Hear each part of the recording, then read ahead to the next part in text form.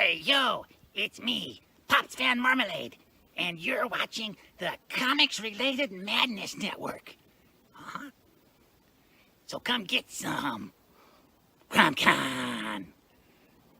CRoM Con.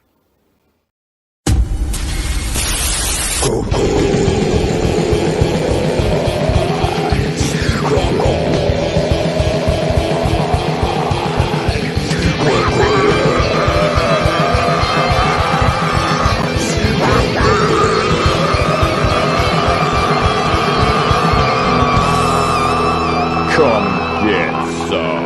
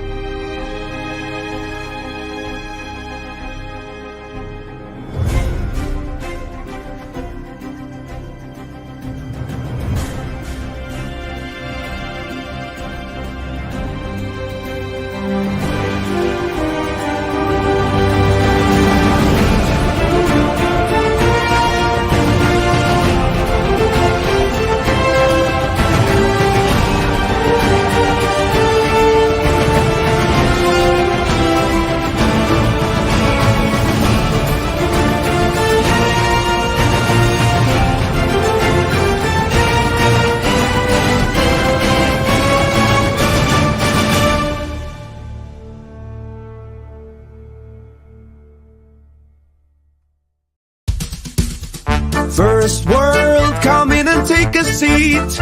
Pay us no attention, it's all conspiracy. We have satire and parody, some funny, some perverse. If none of it's offensive to you, you'd be the first.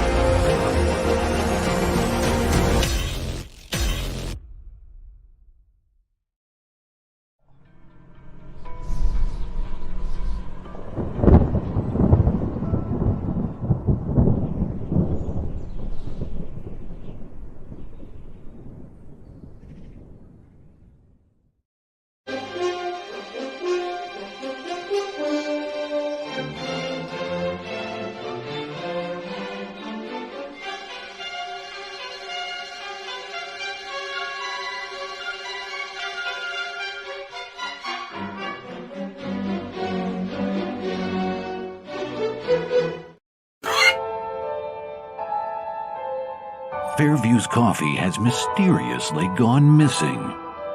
Mayhem ensues when strange, coffee-craving zombies plague the city.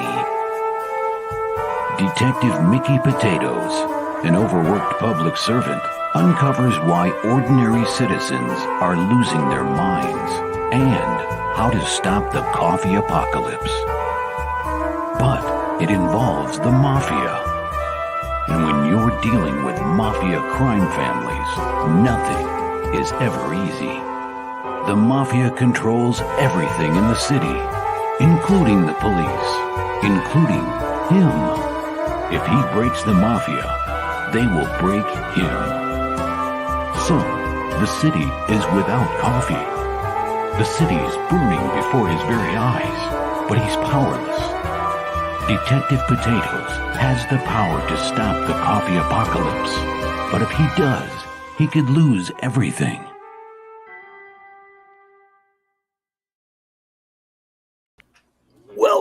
Welcome to the 3rd anniversary of CRoM Con, CRoM Con 35, and we're hanging out with Timothy Fling. He's going to kick this thing off for us. He's got some people. You guys know Rodney, you know Peter. We all hang out. What's happening? How you doing, everybody? Hey, Pops, good to see you. Good. What's going on, buddy? How we doing? Oh, it's man, I can't believe 3 years. 3 years we've been doing Yeah, this. congratulations, Pop. yeah, 3 years. And welcome to Rodney's CRoM Con. been around pretty much all that time. I've known Rodney Just like way back in the beginning, man. Yeah, we're probably 2020? Yeah. All the April of 2020, we started doing this. I thought you were going to say you were 20 years old. It's like, dang. Oh, no. You guys look pretty good for 20 years old. Up here, I'm 20. I think mentally I'm still 14, but I was there at one point. Nice. Look at that pretty motherfucker right there. Look at him. Look at him. Wow. Yeah. Yeah. Then he went all Sam Elliott. He got a little older There you and go. went all Sam That's a nice Elliott. stash, yeah. Nice. It's high quality. High quality. I had long hair at one point, and obviously not so much anymore, but my kids told me, Dad, you had a mullet. And it's like, no, I had long hair. There's a I difference. to say that's a mullet. That was feathered. That That's was yeah, feathered. Yeah, hair. exactly. There That's you go. not a mullet. It's That's not a not mullet. a mullet. Damn kids.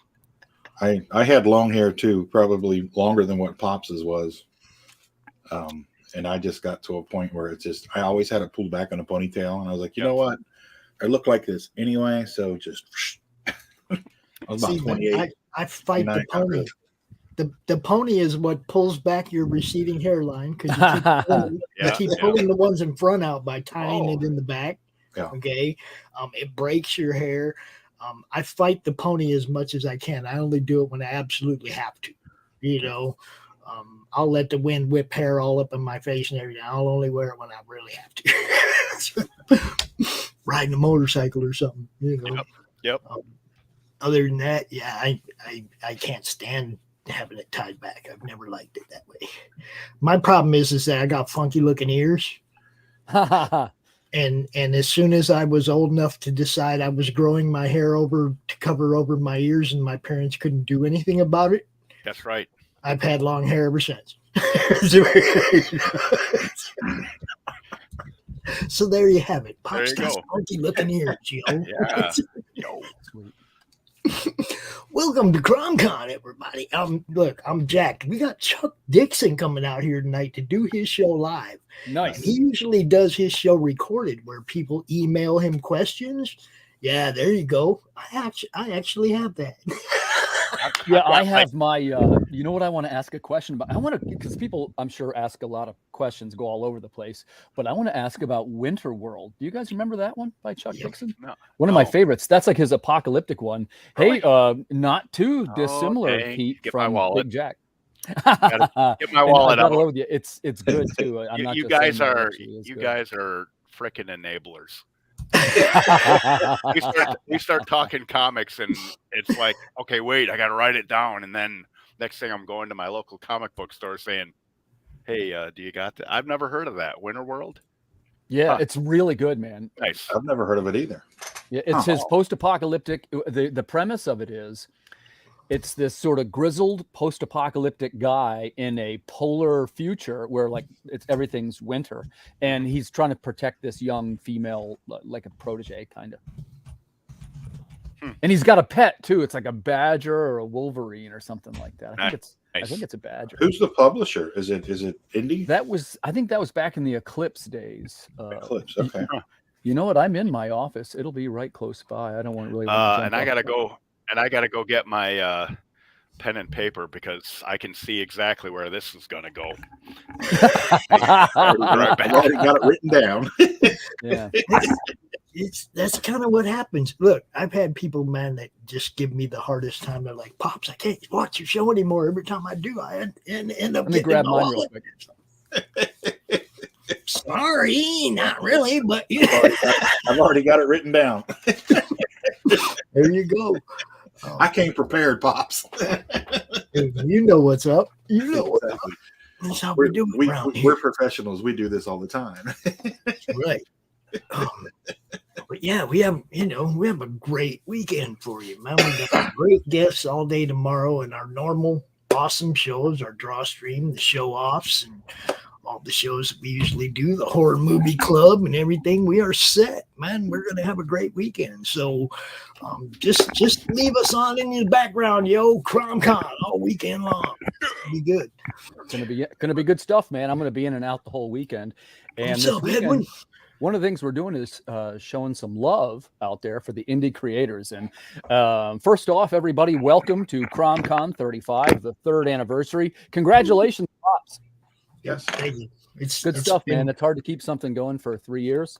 Very Well, proud see- of that. And by the way, thanks for inviting me. As you remember, I came along kind of late. Like I sort of knew Pops, and we kind of kept passing each other. And he was the one who said to me, "Hey, man, you ought to think about doing a live show," and blah blah blah. Now we do something like 2 or 3 shows every week, Yeah. so it's a little hard to believe, but here we are, right? So, Well, see, And- I got to give credit real quick. Brian Polito is the one that told me that the only way this is going to work is if you stick to it. Right. Yep. Yep. He said you got to stick to it. He's like, after a while, you're just going to become a normal part of some people's lives. Mm-hmm. right. But if you stop or you sporadically do it, then you're just this, it's like, so I took it to heart, and it's like, I went out here and every month we have done a show. Yeah. And then it blew up since then. It's a whole network now, but CRoM Con has not stopped. It's awesome. It's awesome. Yeah, it's the consistency that people are looking for, especially in the indie market. So if you're out of sight, you're out of mind. I want to be everybody's marketer. It's like DC and Marvel. The brand logo sells their books. Yep. You guys don't got anything like that out there selling for you. Yep. Right. That's all I try to do is make sure, try to get eyes on what everybody's doing. There's so much, man. Every time I go look at one of them sites, it's like I see books I don't know nothing about. Mm-hmm. That people are not part of the madness. They don't know us. They don't know what we do. I don't know them. It's like there are so many. Yep. I mean, we got our hands full just covering the people we know, and there are so many more that we don't know. It's crazy. Yep. There's so much out there. Thanks for doing this, Pops. Hey, I love doing it. Thanks for doing that. Yep. God bless you, man. It's like, I tell people like Mike and Chuck, it's like if it weren't for them, it's like I wouldn't be doing this. It's like those guys are the guys that instilled the love of comics in me. Yep. When I was young. Now I didn't know who Mike Baron was. Right. But I loved Punisher. Yeah. Now I talk to Mike all the time. You don't know. You don't know when you're young the people that influence you and the ways they influence you. Yep. Now with social media, everybody knows who everybody is. Exactly. Yeah.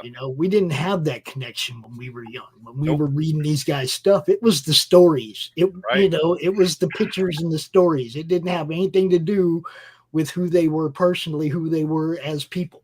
Yep. We didn't know them. And the cool thing about it is getting to know a broader array of folks through this, and our heroes, our quote unquote heroes that we grew up reading and following, we're all just so much alike. You know, if we lived in the same town, we'd probably be buddies. We'd probably go out and listen to bands and go have a beer or watch the game together or whatever, because it's we all have the same kind of mindset and we're all into the same stuff. Well, it's funny. Even some of the people that I've had, arguments with and stuff, it's like, I know we'd sit at the bar and have beers. Yep. You know, it's like, because the connection in comics is deeper than any of the other stupid shit. You know, we all love this genre. That's what brought us all to one place in the first place. Yep. You know, I have too much fun. But Timothy, I'm going to kind of like let you do your thing. All right. Yeah. Hey, I have great news, guys. And I'll just jump right into the water, okay? And I'll say thanks for inviting me, Pops, to CRoM Con 35. It's an honor. And thanks for giving us this terrific spot. And what I've been trying to do is to, we're talking about these great creators that have influenced our things that we're working on. And I thought, well, hey, maybe this is my time. I can give a little bit of a shout out to some other creators that I know in the field, sort of give them some props out to their Kickstarters, which are active right now. It's the night of 1,000 stars. Are you ready for this? And some of these faces are going to be familiar to the guys in this room. The first one I got right here, that's my buddy Rob Multera. You guys know Rob, right? Oh, yeah. He's got Nightwolf going on. Viewers, I don't know if you have heard about this book. This is how you join the wolf pack, as they say. Wow. It's got terrific artwork. He's got great character development. Actually, he was on the show the other night. He's got some terrific merchandise, including things like some tin art signs, some framed art pieces. He's got some acrylic standees. It's all really super high quality. So one of my recommendations I'm giving to the viewers, please go out right now and check out Nightwolf by Rob Multari. Rodney, what do you think of Nightwolf? You know this series, right? I first of all, the artwork is just absolutely outstanding. Rob puts together his package is just so professionally done.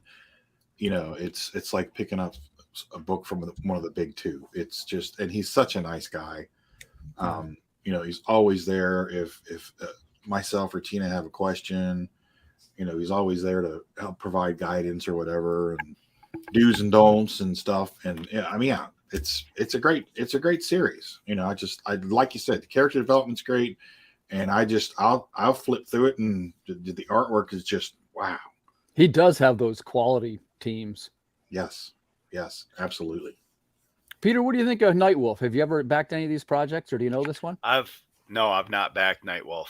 So, but it looks pretty sweet. Is there a way you can like scroll down and show more of the goodness? Yeah, I definitely can. And if I have the artist, that'll scroll through the covers. I'll leave that play while we're talking. Oh yeah. So one of the things I wanted to mention was that also Rob's a big supporter of the indie community. He is the guy who gave me my, I shouldn't say gave me, but when I was looking for a 10-foot banner, there's very few people in the indie community that use a 10-foot banner. Guess what? Rob did, and he gave me the great referral. Dang. That sucker, I think it's actually 8 by 10 or something like that. It's a whopper, and I'm real satisfied with it. That's what we call our Baltimore rig. Nice. So thanks for that, Rob Multari. So, what we're going to do is I figured we'll just, spend a couple of minutes on each piece because we'll see how many of them I can get through. Thank you, everybody, for sharing your campaigns earlier today and for the folks that got on the little post about that. And we'll try to spend a few minutes talking about each one. I just wanted to say real quick, Nightwolf, man, you notice I went to that one first. Probably one of the best independent series you can get right now. And one of my personal recommendations to you. The next one I got for you, this guy is something else, man. And let me see if I get a good visual on that. His name, that's Jonathan Grimm Art. Are you familiar with this guy's work? He's the black and white heavy ink guy that you see on Facebook. No, I don't think so. Well, I got to recommend this one too. It's really something. It's sort of like this. They almost look like woodcuts, and they're sort of these disturbing interpretations of the reimaginings of classic tarot cards in this sort of etched black and white wood graving look. And that's the Hand of Doom Tarot, the heavy metal tarot deck. Dang. Huh. Writing it down. Yeah, I know. That's why I got my pad. I'm like, His name's John, but I noticed that he goes by a different name here, so I'm going to use this name. That's Jonathan Grimm Art. He's a super nice fella too, and he also does things along the lines of, they're themed like heavy metal, or he does this cool one with the guitars and that kind of thing. It's really, really very cool. So that's the Hand of Doom Tarot, a heavy metal tarot deck. Hey Pete, are you a tarot card fan at all? Yes, I do readings. I like. You do readings, really? No.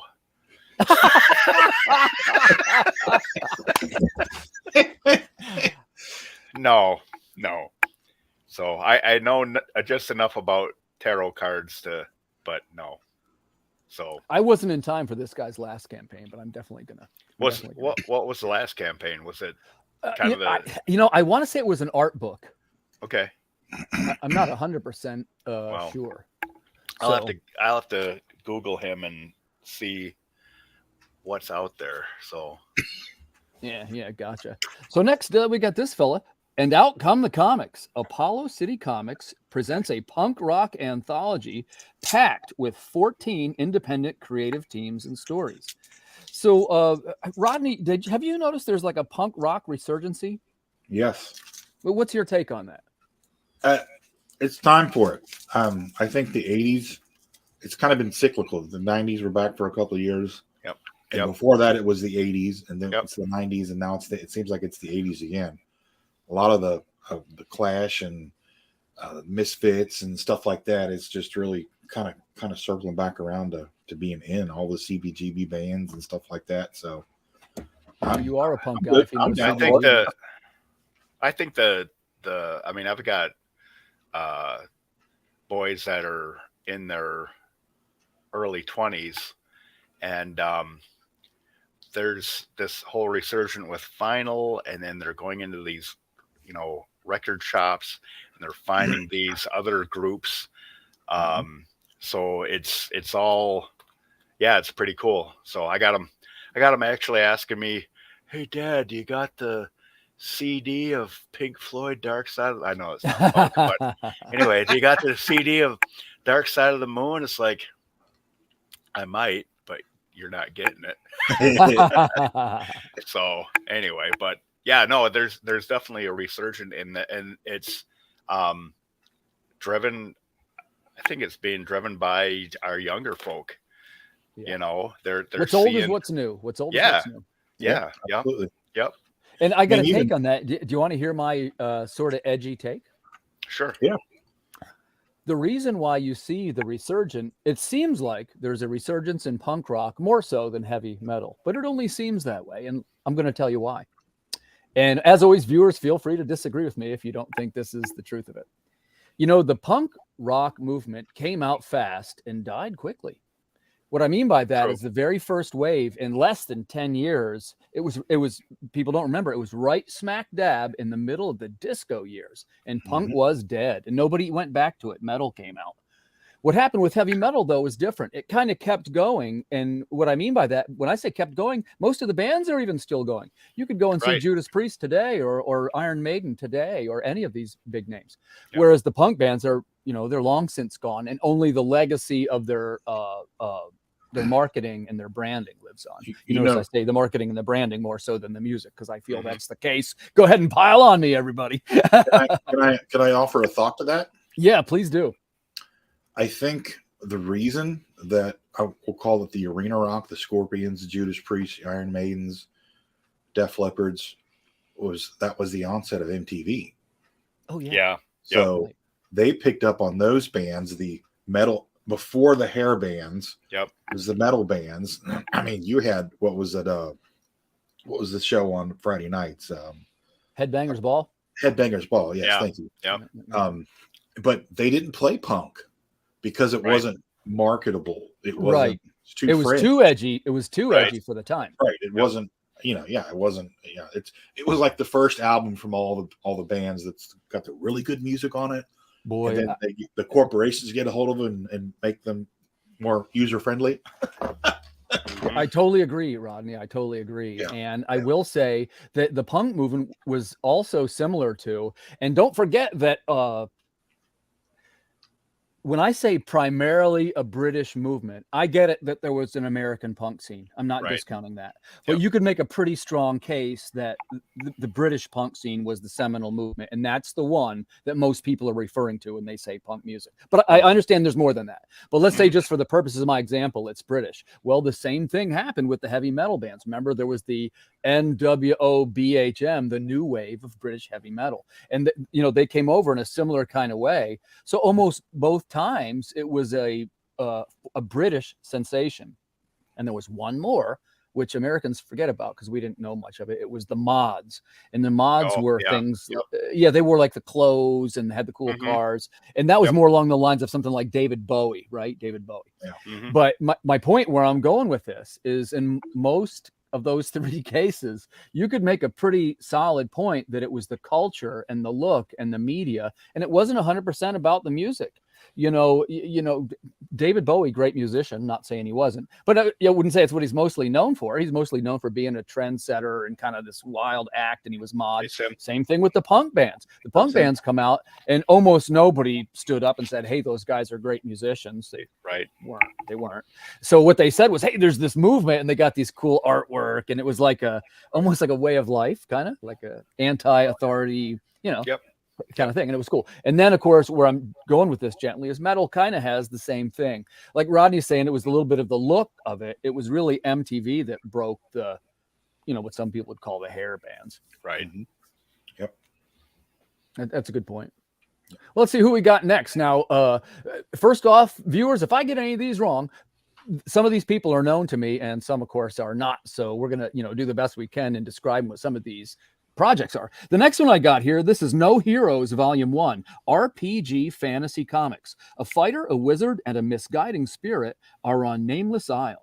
What happens next is the stuff of heroes or not. It's up to them. So I kind of like the flavor of this one, right? And this guy, he is looking, it's a $624 goal, so he's got $818. Viewers, if you see this one, that book's coming out, man. I'd want to jump on that one. Has kind of an RPG feel to it. Rodney, I see a bit of this in the market now that, the video gaming generation is emerging to become writers. Would you agree with that? Yeah, they're spreading their wings and taking a stab at the comics forum with their IPs. Totally agree. And what's your take on this? I mean, I'm fine with it because it's more content. It's more possibilities for awesome stories and stuff. I haven't played D&D and stuff like that since high school or early college, but I mean, I'm still into it. I still dig it. Now that I make comics, I don't really have time to do much of anything else. I'm all for it. I'll look at anything, if I like the way it looks and I like the feel of it, I don't care where it came from. Yeah, I'm a fan. And I love things RPG. And before I go to Pete's question, let me give this fellow a shout out. He's not known to me. If I butcher the name, viewers, let me know. He's Thanos Kiratsis. Thanos Kiratsis, your book looks great. That's No Heroes Volume 1. Can you scroll down a little bit so we can see? I want to see more love and goodness. Well, but see, the thing is, I don't know. Oh, what I haven't reviewed all these. What they're going to be. So, but it looks pretty good, right? And what I'm going to kind of do is give a brief synopsis of each book, and we'll talk about it. I hope I can get to everybody, but if not, please keep going. But Pete, I do want to ask you this question. So this don't be scared. You can scroll down. Don't be scared. We have a disclaimer. We just put it up. No. I really, where I'm going with it is I've got something like 12 of these to get through. Oh, okay. 30, right.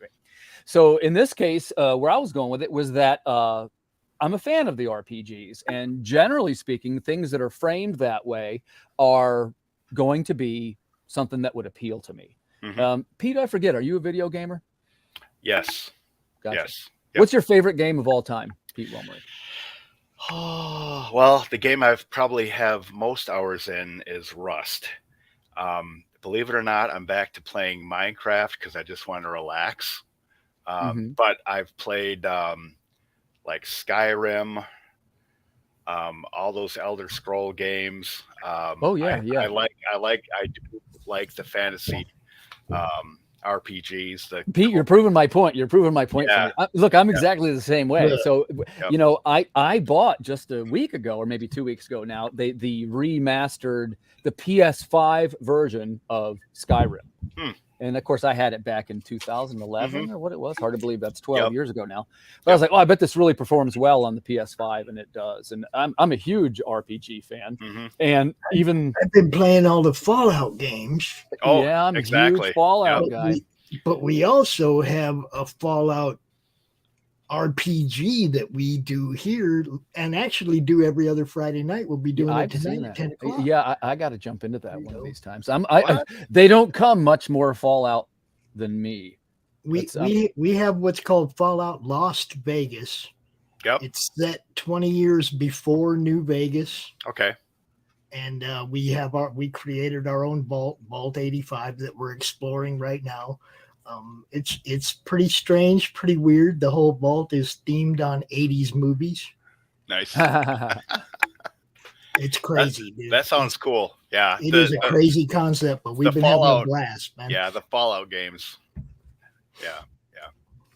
So it sounds like we're all gamers. We should all go over right now and pledge to No Heroes Volume 1 RPG Fantasy Comics. Looks like a good book, man.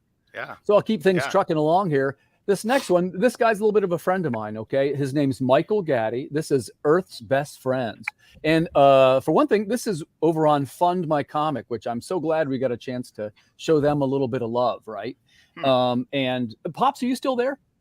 We'll be talking about Fund My Comic all weekend long. Okay, you know what? And maybe I'll save that then, because, you know, we want to make sure they get some shout outs too. We have different people who actually Michael has a spot tomorrow. So, we'll definitely be talking about Fund My Comic.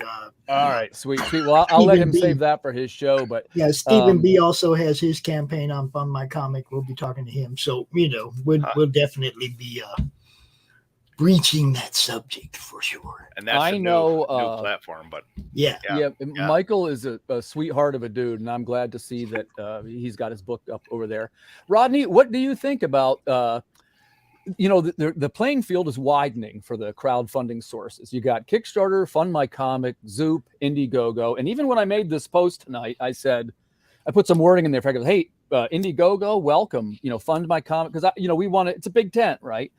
So, is that a good thing, or potentially does it dilute is it too many choices? What do you think, Rodney? No, I don't think so. I think it's always good to have choices. I think it gives more opportunities to more people, because just simply for taste. Some people might not like the way Kickstarter is set up, and they do a GoFundMe because it works better for them. And it doesn't matter to me where it comes from, as long as people have the platform to, present it to folks for potential consumption. That's what I tell people. I'm like, I don't care if you're giving me the link to your website.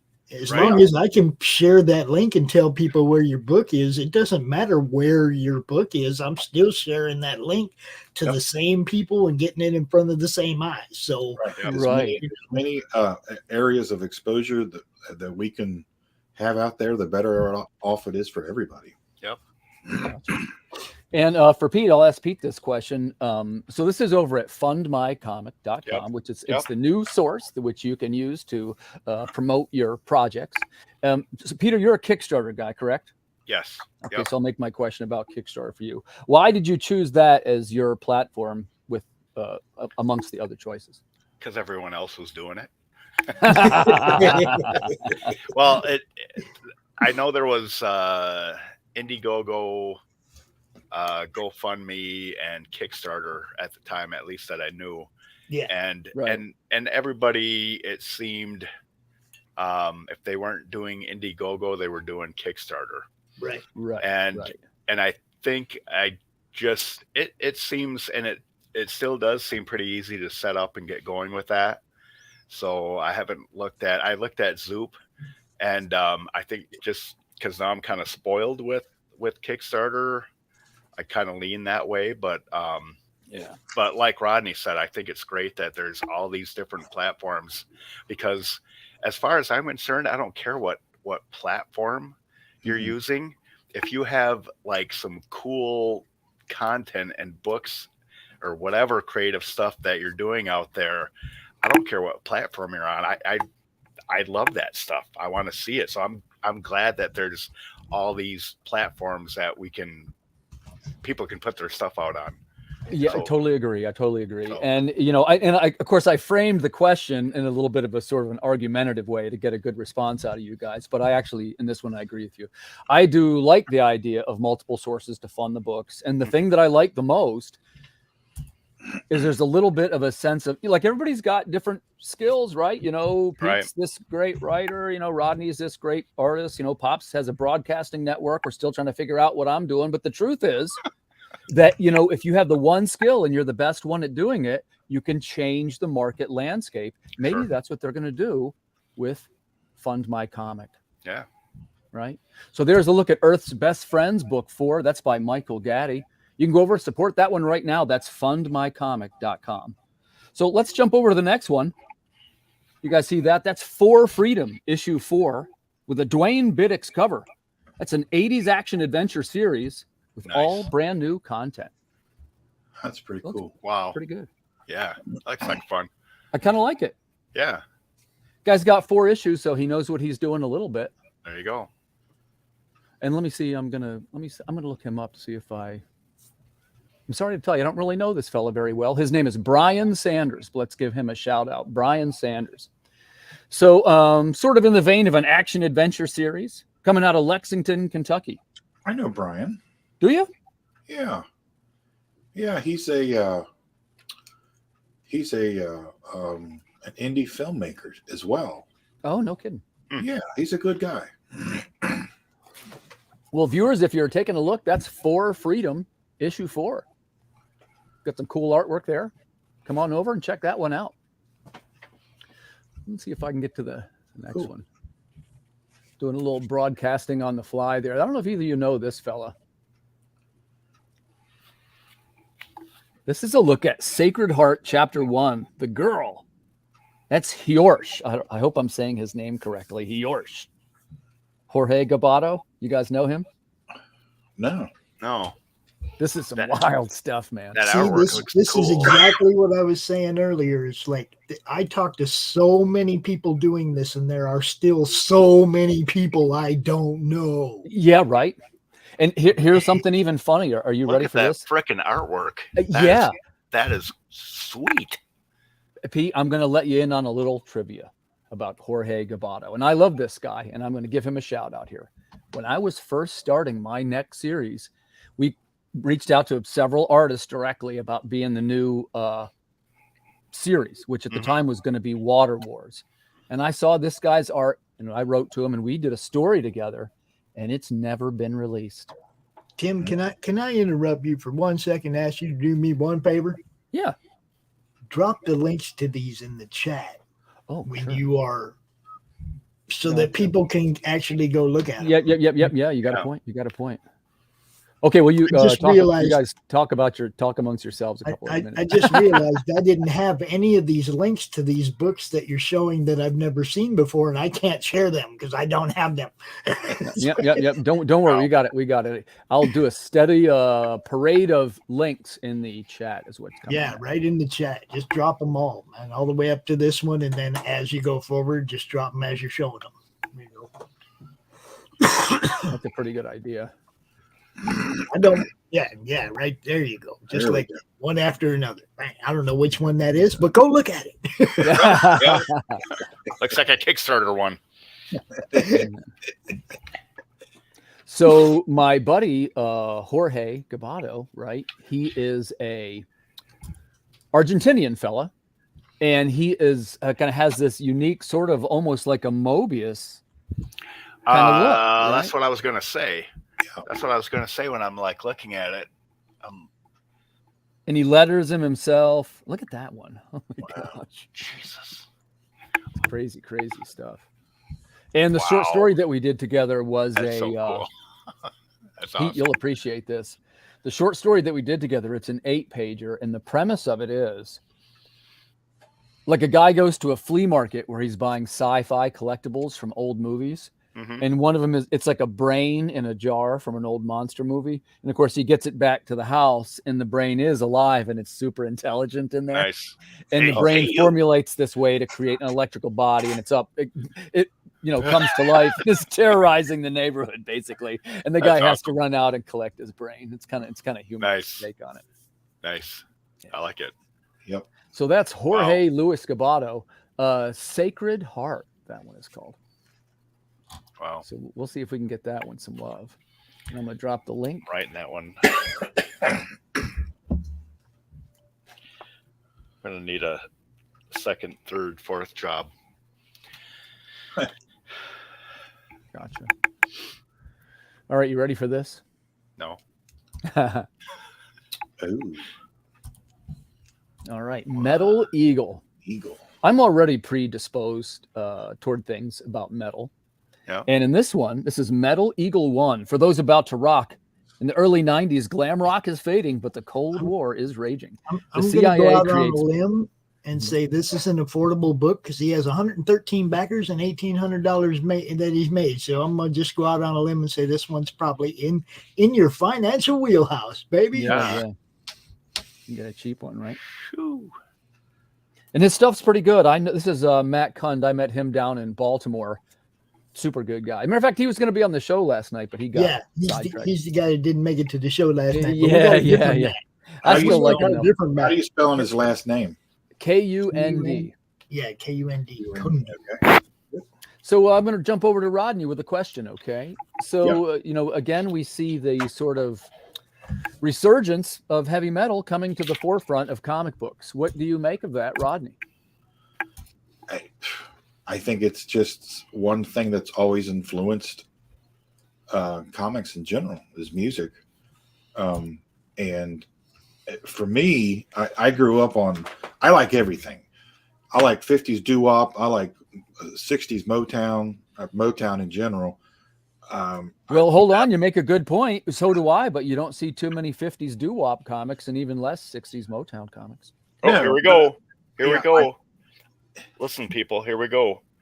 Time to start doing some doo-wop. Yeah. Doo-wop post-apocalyptic. What was Kiss the first rock band that made themselves prevalent in comics? Probably. First band that really made themselves prevalent in comics? Yeah, I bet think you it so. was. Yeah. Did the Beatles appear in Marvel early? Didn't they appear in the Fantastic Four? The Beatles were on the cover of a DC comic with Batman. There was a few appearances. I'm talking about actually when I made a comic and have since then been featured in many. Like there's Gene's, Kiss, Vampirella comics. There's all kinds of, they really. Danzig, Glenn Danzig, Perotta. Yes, he was actually making comics. He was killing it, know. But yeah, really good comics too. I've got a lot. I like to see numbers like that right there. That 113 backers and only $1,800. Not only because I want dude to make more money, but obviously he's selling an affordable product. Mm-hmm. Right. Yeah, right. I like the artwork too. Yeah. I met him. The thing I can tell you about Matt, and we'll learn more about him in one of the upcoming shows. But he's also the publisher, and it's Mossvale is the name of the book. He's the publisher, and it is like it's anthropomorphic animals that are like in Lord of the Rings. It's sort of like, do you guys know what Mouse Guard is? Yeah. Yeah. It's sort of like that, but it's more Lord of the Rings-ish. Like one's a sorcerer, and there's like they're trying to get some jewel. It's actually pretty cool. I think you might like it. Sounds cool. Yeah. So, Rodney, did you mention who is your favorite metal band? Oh my God. Kiss started it all off for me at a very young age because I knew I liked you. I tell you why. I have an aunt that's like 7 years older than me. And she was at that age where Kiss wasn't cool anymore to all of her friends. Right. Totally remember it. Stone, Bowie and Skinner and stuff like that. So she gave us, my brother and sister and I, the Rock and Roll Over album. And we just wore that album out. And from that point on, I got to ask Pops this one too. Pops, do you mind giving? I know you'll have a bunch, but favorite heavy metal album of all time, Album or band if you want to do band. Ooh, Start with band. Pops, start with band. Well, I mean, heavy metal.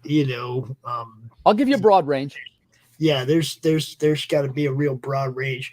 I'd have to say Black Label Society. Oh, good pick. Is probably my favorite heavy metal band, if you want to call them that. My favorite band in general would be Rush, because I watched them progress from a screaming heavy metal band to a prog rock just amazing. I mean, everything. A lot of people are like, "Oh, it's always the same." No, that voice might be the same, but the themes of the albums, and I mean, there was so much creativity there. Super creative. Neil Peart was a writer, If you don't know about Clockwork Angels, there's an actual novel that goes along with the book, with the album. An actual novel that Neil Peart and Kevin J. Anderson wrote together. So, I mean, Peart was way beyond. I think the dude was an alien. I ain't gonna lie. I think he just went back to his planet, Pete, how about you? You got a favorite metal band or album you want to? Well, I grew up with AC/DC, and I love them so much that I was buying when I found the import albums with like the different covers and a couple, different songs on some of those imports. Anyway, I had a stack of just about anything they had put out, including going all the way back to like Brian Johnson when he was in what's it, Giardi or Gordy? Anyway, he was in a band before AC/DC. And anyway, so AC/DC was my favorite rock band. So yeah, but I like all those. So I like Rush and Pops took Rush, so I'm going to take Black Sabbath. Blue Oyster Cult. Oh man, I'll give you a Blue Oyster Cult trivia fact. You know how they have that symbol? Yep. Do you know what it is? It's the chemical symbol. No. The alchemical symbol for lead, because it's the heaviest metal. Nice. Isn't that cool? Once you know, it's even cooler. Yeah. All right. Hey, man, let's jump over. This project looks terrific. This is Roadkill Rampage, issues 1 to 4, The End of the Road. I'm looking forward to this one. First of all, I really like the artist. And the second thing is that I didn't know these guys when they had done the previous issues. And this is apparently some of their better known material. Hold on, it gets one better. I have one of the creators right here with us. That guy. Segue. Yeah. So Rodney, tell us a little bit about Roadkill Rampage and why Tim will probably love it. Well, it's the story starts off with a young couple that decide to go for a drive on a nice summer day. They get out into the forest, and the guy starts running over all the little woodland animals on the road. The girl's terrified and tries to stop him. She can't. Things go sideways really quick and get really out of hand. And at a certain point in time, the animals that he kills come back to exactly. Dude. This looks great. See, I've never met you before, Rodney, and I swear to God, a million years ago, I wrote a story called Night of the Living Roadkill. Oh, really? and it sounds right in the vein of this. This is freaking awesome. Thank you. That's awesome. It's been a lot of fun. And I love that. What's there was a movie came out in the 70s called Dirty Larry, Crazy Mary. Yeah, buddy. Yeah, I remember that. Peter Fonda. Yeah. And I was a little kid when that came out, and we spent a lot of time on the road when I was a little kid, traveling back and forth between homes. So there was a lot of open country roads and stuff like that, and listening to the radio and all that. And that movie always seemed to be on TV, and it just resonated with me for whatever reason. and I just had so that coupled with kind of a dream that I had about these little raccoon paws coming over the window of an old car and unlocking the door. And dude, we're brothers, man. Yeah. Rodney, we got to get back on the 11 show again and next time do 70s movies. I didn't know you were such a 70s movie authority. Oh yeah, I love the 70s. I'm all about the 70s. Well, we're super looking forward to this project, Roadkill Rampage. Yeah, it's awesome. It's issue 4. It's not going to end how you think it's going to end. And we're really excited about it. Adam did a great job on issue 3, but he completely knocks it out of the park with issue 4. Give us a shout out on your team. Do we know all these people? Yeah, well, I wrote it, and Tina and Nita Lanning are editing it, along with Josh Pantalesco. Oh, nice. I know Josh. Yeah, and Adam Fields is doing the artwork on it. A local guy here, Amon Hill, who is now a tattoo artist, did issue 1. I don't know if you guys might be familiar with Sean Langley. Oh, yeah. He lives down in Portsmouth, Ohio. He did issue 2. And Adam's done issue 3 and issue 4.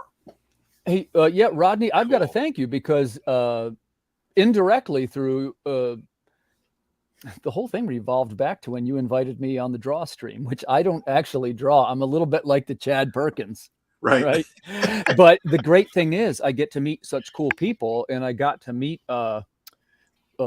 Sean, and he's been, we haven't actually done any work together, so to speak, but he does a lot of cryptid work, and I have a cryptid book, of course, coming out. So we did a little bit of marketing, mostly just like I share his things. And similar to Rodney, he had a piece in that when we did 12 days of cryptid art, and that was a lot of fun.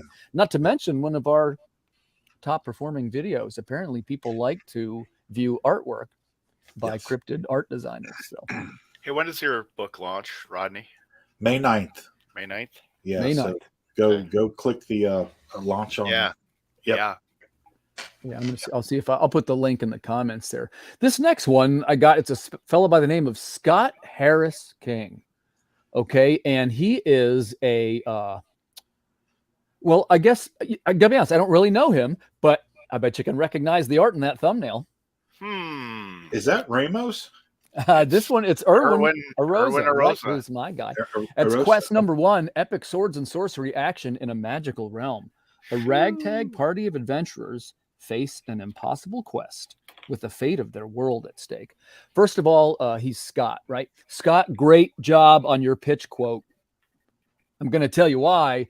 He did that thing where you can summarize it in a brief sentence and still make it sound interesting. Like to me, that sounds, first of all, not only does it sound like something I would like, it does sound like something I would like. Right. But secondly, hey, there's Jason. What's up, Jason? What's going on, Jason? So, but in this case, he has a nice short pitch quote. He's got artwork by Erwin Arosa. That says to me that I'll probably like it, right? Now, I saw it today on Facebook, and I was like, wow, that artwork is gorgeous. Yeah. Is Erwin doing the interior too? No, as a matter of fact, it's I think it's a variant cover deal. Yeah. Okay. Yeah. And this one, there's Very not nice. more to share, but he did show me a little bit. That's Scott Harris King with quest number 1. So this kind of thing, man, looks like if you're a fan of, Lord of the Rings, Game of Thrones, that type of thing, you should go over and check it out. And I almost always like that kind of stuff. And I could definitely see me buying an Erwin Arosa variant cover. Yeah. Pops, how we doing on time? Well, until you hear Chuck go boop into the backstage, you're good. Keep going. All right, can I do one more? All right, I will.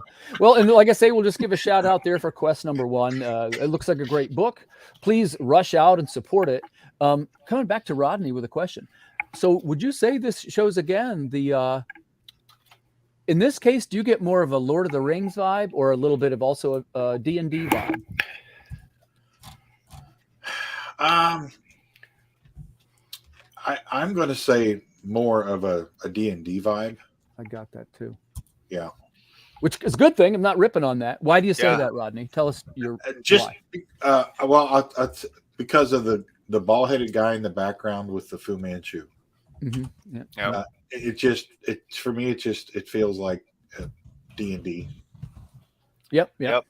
for whatever reason. And the clean cut, good looking guy up front, that's it's just okay. That's leading man, handsome character, in a D&D thing. So looks like I got an elf, a magic user, yes, fighter. The whole whole gang is there. Yeah. And by the way, I say that with no kind of disparagement or anything. I'm a huge D&D fan, and it kind of goes back to proving our theory, which Rodney mentioned, which is that the gamers and D&D creators have been like sort of spreading their wings into the medium, which is a great thing. I'm a huge fan of D&D campaigns, and even more of a fan of Tolkien-esque works, and that's definitely the vibe I get from Quest #1. So if you guys are looking for a book to back that has sort of D&D elements, I'd say that's your winner. But hey, what if you're more of like a sci-fi person, right? What if you said something like, hey, well, man, what I'm looking for is trippy sci-fi in the vein of Grant Morrison, but I want it to have lots of monsters and aliens and UFOs and Men in Black. Well, I would tell those people, go right now and check out Call of the Cryptid. It's a cryptid-based visual adventure, which you can check out on Kickstarter right now. It's going to be running for about 14 more days. It's a great science fiction story. We got art by Erwin Arosa, and it has a little bit of a sort of like a surreal and trippy feel. I'm promising all my customers this will be the coolest book that you will see this year. Going to have some great bonus content. We're going to have the fictional rock band worked into it. I told you we, I want to say ran into a snag. It wasn't necessarily a snag, but you cannot use lyrics in your story without running afoul of a copyright violation, which was a part of the story. She has like a radio and she can hear the songs, the lyrics come through the radio, and they sort of weave into the panels, if you know what I mean. Ladies and gentlemen, nice. The man of the hour has arrived. Welcome. You know what's up? It's Chuck freaking Dixon. What's happening, Chuck? People of Earth. Look, we had questions hitting the chat before he even got here. You see that? Wow. Chuck, I want to introduce you to my friends. Above me here is Timothy. He's one of the content creators in the Madness and indie comic creator in his own right. Cool. Pretty much does just a little bit of everything. He's pretty amazing. Rodney Fike over there on the other side of you, he has a few different titles under his belt, and Mr. Welmerink, and I think these guys all may have questions for you, so we're going to keep you busy for an hour or two if you don't mind. Sounds good to me. That's what I came here for. Yeah, I'm looking forward to this. Chuck, great to see you. Great to meet you. Welcome to CRoM Con. I wanted to start out with something maybe different that maybe everybody hasn't asked you. And if they have asked you this, you can just correct me. But I'm a huge Winterworld fan. When are we going to see a Winterworld Netflix series? Well, I mean, there was a while there where it looked like that might actually happen, but that was 2014. The people at IDW, this is when Ted Adams was still in charge, absolutely assured me that they had a deal locked. This was when Microsoft was going to start creating streaming content. And then famously, Microsoft decided maybe that wasn't the best idea in the world and sort of canceled a whole bunch of projects, Winterworld included. But then the IDW kept shopping it around for a while. National Geographic was looking at doing scripted entertainment. No kidding. Winterworld was a candidate, but did you ever have any kind of cast attached to it or anything like that? Oh, no. Okay. Not that part. Even when they pay option money, it's not that great. And generally, I refuse deals where they offer option money unless it's enough to buy a new car. Right. Unless you can actually use it for something, right? Yeah. I mean, usually they give you just enough so they can hold the property for like a year or 2 years. Yeah. And I learned early on. I learned in the 80s that a lot of times they were optioning stuff just to keep someone else from getting it. Yep. So you don't want to take that money. Yeah, you take the money and then they put it on a shelf. Right. So I always ask for decent upfront option money. That means they already have skin in the game and they're serious. Right. Gotcha. So, well, thanks for answering my question. I love that series, and kind of an unsung series, right? And it has a little bit of a cult following too. yeah. I mean, thank you. I appreciate that. But it's still out there. And then Somebody might snap it up. The problem was, or is, that I never heard of that, even though I'm a big fan of your work, but I never heard of that one. So these darn guys are enablers. I'm telling you right now. I'm gonna have to go out there and look for that one. Pete, it's really good, man. It's like a little bit of No, it has the predecessor feeling of like Walking Dead or something like that. And this was in '84, I think it came out. It was back. Yeah, and the movie Waterworld lifted heavily from it. Okay. Lifted a lot of stuff from it. So interesting. I'm gonna have to look. Yeah, if you see Waterworld, it's like, yeah, okay. The kind of the spine of the story for the original miniseries is right there. That's cool. Yeah, well, it wasn't that cool. Well, sounds, go ahead, let's give sounds good Nigel to me. his I'll question. check it out. It wasn't cool for you. Yeah. There's a lot of thieves in Hollywood. So. Nigel. So Nigel has a question. He said, when Puckett and Aparo did Connor Hawk, his main style was Aikido. When you took over, what was his primary fighting style? I did a lot of the Aikido. I mean, I didn't do it. He did it. I like the Aikido aspect.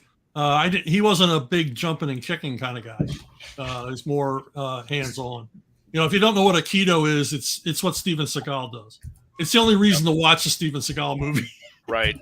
Is when he goes into the hand move. It's like, you ever watch a Seagal movie and you're like, why am I watching this? And then he goes into the thing and you're like, okay, that's Yeah, exactly.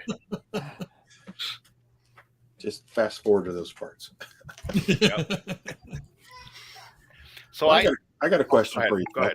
Real quick. Being the Punisher writer that you were for many, many years, and having the many versions of it on the big screen, who was your favorite portrayal of the Punisher actor-wise? I liked Thomas Jane because I think he was the most accomplished actor of the guys, and he had the physicality. Yes, I don't like any of the movies, but yeah, But I think the biggest problem with all of the movies and all the portrayals of him is he never deals with any quality of life crimes, and that's what makes the Punisher cool. Is foiling a convenience store robbery or a liquor store robbery or stopping a carjacker. They always move him right into either battling mafiosos or some international cartel or something like that. But my favorite Punisher stories to write and to read are the ones where he's going up against criminals that I might actually run into some night. Right. Yeah. Yep. And I'm sure you saw the little short that he did with Ron Perlman. Now that was awesome. That was quality of life stuff. That's what That's exactly what the movie needed more of. Yes. And I absolutely love that. I want more of that. I want 2 hours of that. Yeah. Yeah, I mean, the cool aspect of the Punisher is that, you don't know who you're messing with kind of story. Yeah. Right. Yeah, exactly. He surprises you. Yeah. He may look like he's walking away, but he's only going to the car to get a bigger gun. Yes, exactly. Gotcha. Can I ask a question? Go ahead. Yeah, Pete, you go next. Yes. So when did you realize, Chuck, that you had that writer's blood in you? Is this something that started out as a young kid, or how did it start for you as far as the writing aspect? Well, as long as I can remember, I was trying to draw comics and trying to draw my own comic strips and creating characters and things like that. Yep. But it really wasn't until I think it was third grade and we had an assignment. The teacher had a box of pictures she had clipped from magazines, and we were to take one picture and then write a story about it. And I said, well, can I have more than one picture? She said, well, take as many as you want. So I took like 5 pictures and I created a story tying all 5 together. And then you had to present it to the class. You know how it is. The kids up there reading some story and the kids are like looking out the window. And I got up and I read mine and I got laughs. Right. And I thought, whoa, this is cool. Yeah. I think that was it. That was it for me. Okay. Nice. Love it. Yeah, I'll take the next question. Chuck, you in the mood to answer a question about character creation? Yeah, sure. So when you create characters, what is your starting point? Do you have like a visual image of them? Is it a cool line of dialogue? Where do you start? It's basically where they fit in the story. What kind of story what kind of character do I want to tell a story about? I mean, for example, Graham was working on Joe Frankenstein for years, and originally it was Doc Frankenstein, and he was going to do like a Doc Savage. If the Frankenstein heir was a Doc Savage type pulp character, nice. And somebody came along and did Doc Frankenstein before he could get to it. So he was like, I don't know what to do. So he was talking to me about it, and he says, I don't know what to do. I mean, I can't just call the guy Joe Frankenstein. And I said, why not? Right. And he's like, what do you mean? I said, well, what if he's not the man of bronze? What if he's not this perfect athlete and intellect? What if he's just a normal guy who finds out that he's the heir to Frankenstein? That's how I got on the project. I like that. Yeah, it's pretty cool. So it was like, creating a character to fit the story you wanted to tell. So, and a lot of times it just comes together. I had a soap opera writer once asked me how it was that I introduced characters so quickly, because she said she couldn't do that. And I said it's my mortal fear of boring the reader. Yeah. Right. Get them right hooked right in there right away, and you have them doing stuff. Nobody wants to learn about a character by them talking about themselves or someone else talking about them.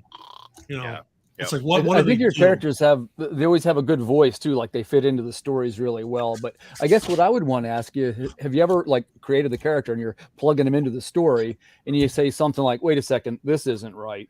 And if the case, what would you do there? Like any duds. Like this guy's in the wrong story. Yeah, like there's nothing really interesting about him. Yeah, that's the thing you have to worry about if your character's it's all about your character's motivations. Yeah. And if his motives are feathery, I heard someone describe it as feathery. Like, well, what's he doing? Why is he doing it? Why should I care? So it's all about what your character wants. Batman wants to do right by his parents, the promise he made to his parents. Superman wants to be part of the human race. Mm-hmm. Dr. Doom wants to look out for Latveria. Darth Vader wants his son to come into the family business. It's all about what characters want. Yeah. Sure. Yeah. That's one way to describe it. I like it.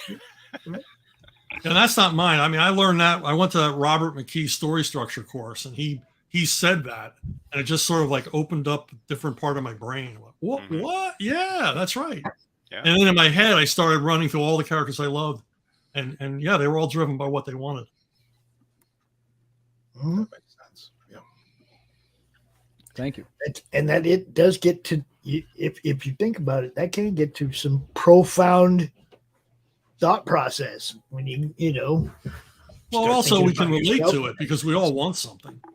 That's what I mean. You start thinking about it yourself in that sense, and that can lead to some profound thought process. Yeah. You think about Spider-Man. He initially becomes Spider-Man to make money. Yeah, right. Yeah. And that never really leaves him. He's always trying to cash in on being Spider-Man in a way. And then he finally gets a golden notebook and he has conscience problems. It's like, come on. He could have took anything in that building. He took a little notepad, right? A little notepad. Mm-hmm. Now, if you don't know what I'm talking about the building that the Beyonder I remember that. To gold, right? Yep. Beyonder in Secret Wars. Okay. And Peter Parker wrestled with his conscience about a little teeny notepad. Right. which makes sense because that's his character. Yeah. That's who he is. So trying to do the right thing. Well, and I think that's a challenge, right? In writing, is that sometimes the characters just doesn't sound right. It's something I think that Chuck always has. Even though it was money, even though money was what motivated him in the beginning, right? In the end, it had to be clean money. Right. Yeah, he had to earn it. Yeah. Right. Yep. Yeah, he had to earn it. Well, you talk about a character. A character. Sometimes characters get away from you, And the most famous example I can think of is Jason Todd. And, Denny admitted to me that Jason Todd just got away from them. And when they tried to reboot him, he just got away from them again. Right. And there was no way to bring him back to where the readers would like him. And I think it comes back to what the hell did Jason Todd want? I don't know. Right. Yeah. Oh. Howdy, fellas. Hey, Brian. Hey, Brian. Yeah. Nice to meet you, Chuck. It's interesting you just mentioned Jason Todd. I got to know Denny O'Neil a little bit before he passed away. And he said that the Jason Todd thing, he said he'd never seen anything like it, where it didn't matter who was writing that character, that they could Just pass couldn't. that character on to different writers, and it didn't matter. Everybody hated him. Right. Like there was, Right. for some reason, nobody could make that character likable. And then I think, then of course they did the whole gimmick with, you could vote thumbs up, thumbs down. Right. Right. I remember that. Yeah. And There was a he's, call in. yeah. And of course, it's kind of like with, I think there was a movie called Mr. Sardonicus by the legendary William Castle, and you could vote thumbs up, thumbs down, Right. right, on the ending, but they only shot one ending, Well, which of was course. the thumbs down, right? Of course. Right. So I just assumed that was the same thing. And he No. They did pages of. They had Jim Aparo draw all the pages of him living. So No kidding. yeah. Oh, Wow. wow. Because they were stunned. They were absolutely stunned at the overwhelming majority of people wanted him to die. Yeah, I mean, Wow. he said he'd never seen anything like it, and then he said that he went to get lunch later, the day I think after the issue came out, and the guy at the deli counter was like, "Hey, everybody, this is the guy who killed Robin," and everyone was like, "Shit, Nice. dirty looks." Nice. But he said it was like a major revelation. He suddenly realized, like, oh, we have a responsibility, that we're the custodians of folklore. Right. Yeah. Right. And they messed it up. Well, that's what retcons are for. Yeah. I mean, on the flip side, they always wanted you to dislike Guy Gardner, but Mm, Right. you always had a Right. following. Yep. right. That's They true. couldn't make you hate him. So Right. Now, Chuck, this is Brian Christgau. I don't know if you met him before, but he is the creator of Six Gun Gorilla. Oh, cool. Yes, we've met before. Okay, cool. Yes. Yeah. And he shot me a question in my Facebook Messenger for you, and I was like, dude, just come out and ask him yourself. So here he is. Yeah. Is there any chance that we are ever going to see that Batman Dirty Harry crossover that you were planning? I can't imagine it happening. I I can't either now. Because Clint just wouldn't go for it. So Yeah, doesn't he Oh, have it man. like? Isn't it like? I think he has it written somewhere in some contract or something where he won't allow his likeness to be used in comic books. I don't know if it's that or it's just he's got the juice to say no. Right.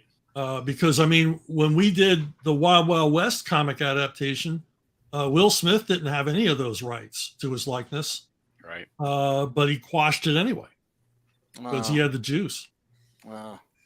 That's too bad. I mean, I have noticed that there have been artists that have done Jonah Hex looking exactly like Clint, but it's only half sure. of his face. Right. That's Clint Eastwood. Yeah, I don't think he'd sue over anything, but he just won't allow it to happen. Right. Right. That also explains why the Man with No Name comic book and that the Man with No Right. Name looks nothing like him. Yeah, we could make him look like Clint. So Right. And without his endorsement, Yeah, you wouldn't want to. Right. No. No. I wouldn't want to do something that he didn't want done. That's not No. Right. No. The man's a legend and an icon. absolutely.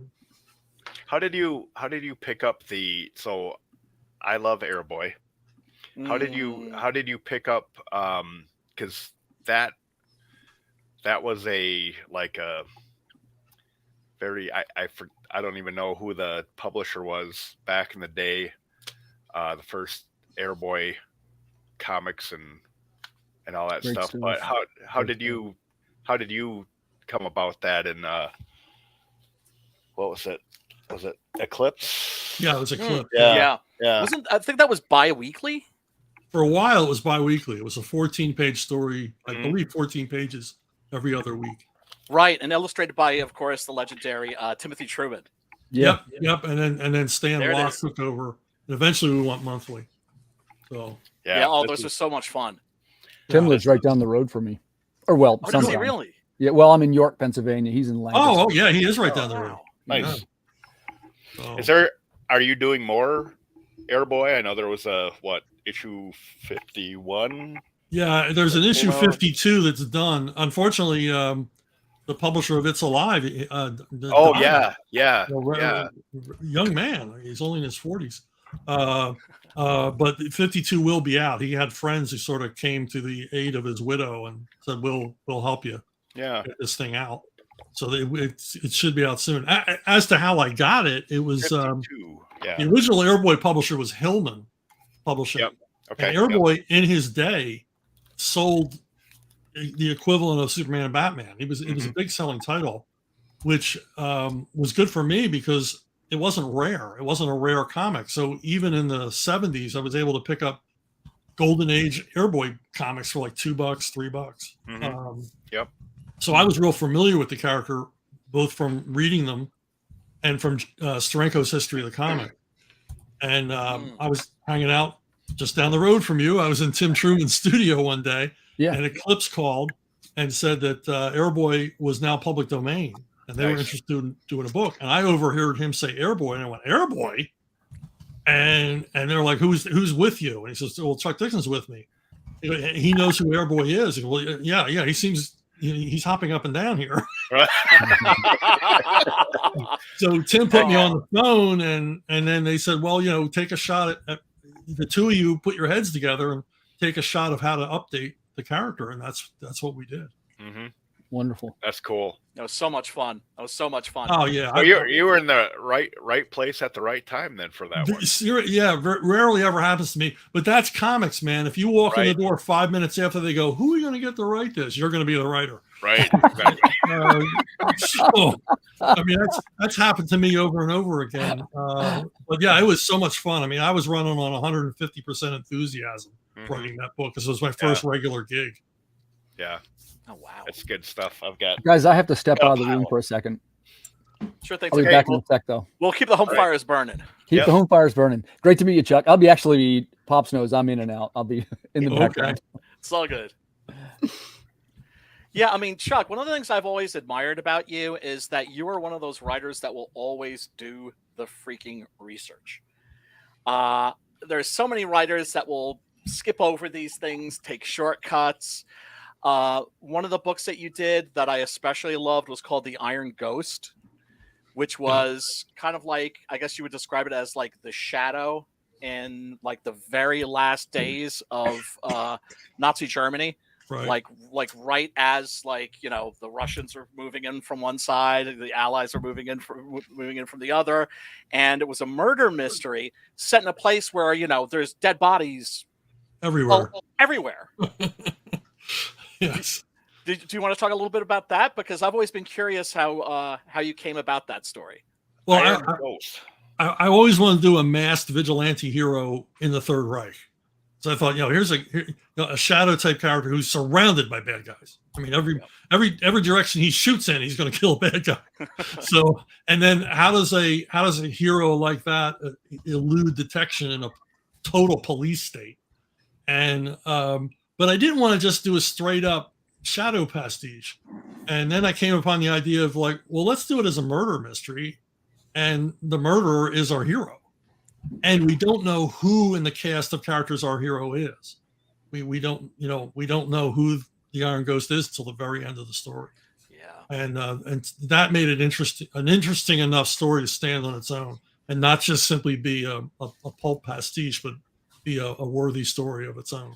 Now, what was that a one-shot book or? I think it was a 5-issue miniseries. 4 or 5 issue miniseries, if I remember. I think it was 5. I'm pretty sure. I think you're right. Well, you would know better than I would. Yeah, it fills out a whole trade, so it was a 5-issue. Who was the publisher? Well, Image eventually published it as a trade. It was initially published by a company called Across the Pond. Okay. and I'm planning on reviving it. I really want to do a sequel, and I really want to see it back in print. Yes. Oh, heck yes. Yeah, and I want to see it back in print with proper coloring. The coloring was horrible. It was just one of those stories of yours that just absolutely, I don't know, that always stayed with me. I always wanted to see more. I always wanted to see more Iron Ghost. Yeah, who did the artwork? The initial designs were by Flynn Henry, but the actual finished comic was by Sergio Cariello, who I buried under a pile of reference books. But once again, I appreciate that historical accuracy. I mean, when I'm working with an artist, I always give them reference material. I try to err on the side of too much, right? It's very rare. There's not many. It's you, me, and Larry Hama, I think, are the only ones. Well, I mean, it matters to me because I know if I'm reading a story and I'm like, wait a second, they're loading bullets in that gun. They didn't have bullets then. They had cap and ball revolvers. Like, I mean, I always believe that the writers and the artists, their ultimate goal is to entertain you. It's not to be historically accurate. But I just personally, it can kind of take me out of the story. Absolutely. Yeah, for sure. Absolutely. I mean, to me, you can't think of anything cooler than what was actually there. Yes. So why not use what was actually there? And then readers often don't know, but I think they sense when something is real and realistic and authentic, and when it isn't. Yep. Yeah. Right. Like those early Punisher guns. Yes. Where the clips are coming out of all these like funny places. I'm sorry, I didn't mean to step on you, Rodney. No, that's fine. I've got a character that I created, was part of a superhero group back in the 90s. And I just really got into his origin story. And Chuck, he was from the Third Reich. He was a son of a high-ranking Nazi scientist, and he was a mutant. And of course, that was against everything that they held in high regard. Right. But they didn't know what a mutant was at that point. But he was in love with a little Jewish girl. So I just got it all planned out, and I had my artist working on the first issue. And the Crystal Knight, when all of that happened, he drew some vandals with spray cans, spraying, Juden. And I was like, no, time out.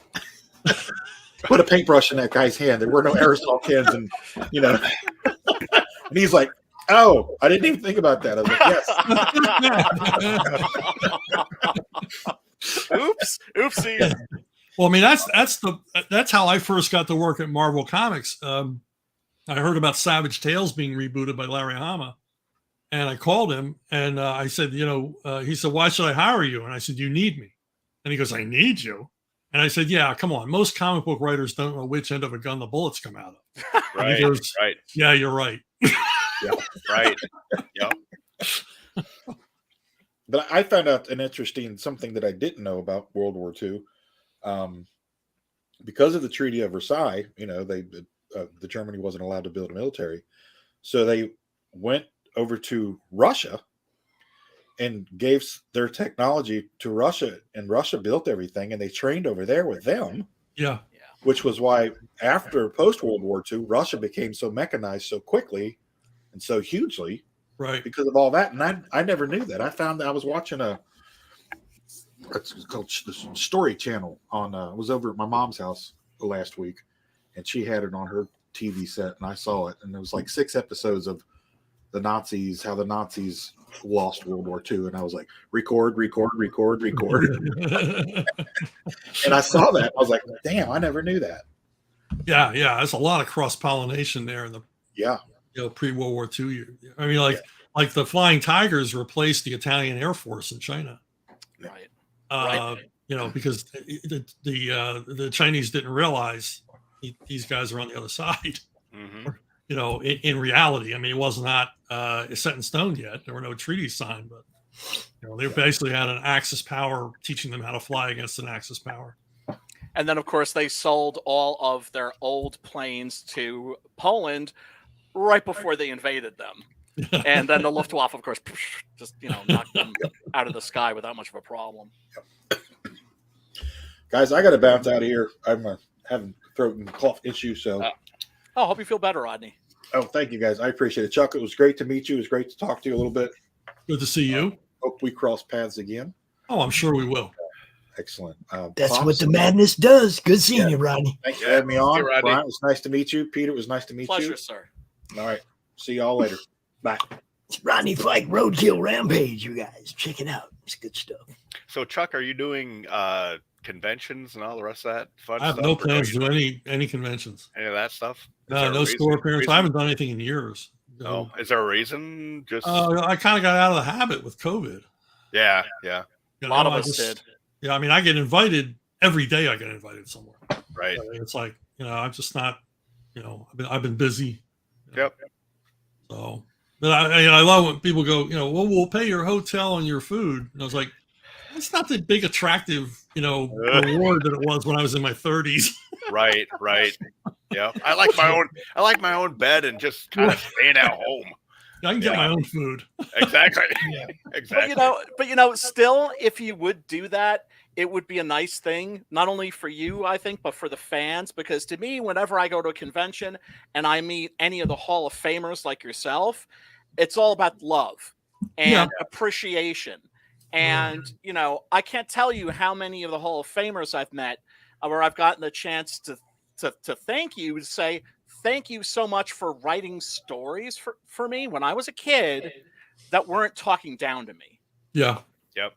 Because so much kids' entertainment when I was a kid was just junk. Yeah. And this attitude like, oh, well, it's for kids. It doesn't need to be good. Right. And Yeah. I worked in kids' books, and boy, they know that's not true, because kids are the toughest audience. yeah, You can't bore Yes, they kids. Quentin Tarantino could never write a children's book because you can't dazzle people with, quirky characters and clever dialogue. It's like, what's the story? What happens next? And why is he doing that? keeping it moving. Yeah. Yep. Yeah. Without a The kids are doubt. tough. They are. Well, they are, and also it's like you're really laying a foundation for their own personal mythologies. Yeah. And so I think that there's a great deal of responsibility there. And it was because of guys like you that when I was a kid, in 6th grade, I had like an adult level, not just an adult level, I had a college level vocabulary. Yeah. And that wasn't because I was a genius. That's because when I would sit down on the floor with my comic books, Yep. I would have the dictionary right there. And I had the dictionary right there because if Reed Richards or Dr. Strange used a word that I didn't understand, I had to look it up because I needed to know what they were saying because that was important to me. Yeah, Stan Lee definitely elevated my vocabulary in elementary school. Absolutely. Right? Heck yeah, Dude. There's times when Marvel had me looking in a dictionary and nobody else could get me to do that. yes, It's one know what the heck they were talking about. Exactly. Yeah, I needed to know what the hell that was just referencing. Wait a minute. What was that? What is that? I had to go look. And especially when you're reading stuff like Fantastic Four, because a lot of tech stuff. Yeah. Reed Richards is always talking tech, right? So, well, what is that? And you gotta go look and that's something somebody made up, or that's something that is really somebody's trying to develop that, or you know what I mean? It's like you went and learned things because of a comic book. Yeah, and Stan was also spoon feeding you Shakespeare, and you didn't know it. Oh yeah. Yep. There was so much. Yeah. And Chuck, I have to do the same to you as I did with Mike Barron. It's like you guys gave me a lifetime of entertainment. Yep. And what I do now is kind of like trying to pay you guys back a little bit and keep this thing going. Comics and this kind of literature, it can't ever go away. We need it. We need the next generation interested in what we're doing. We need to, keep the kids like Mr. Fish says right there. They challenged me. You got to challenge these kids. Right. No, people say, what's the future of comics? I don't know what the future of comics is, but it's never going to go away. And you see it now. I mean, there's so many independent creators just doing their own thing. There's a comic book for everybody now. Yeah. What do you think about that?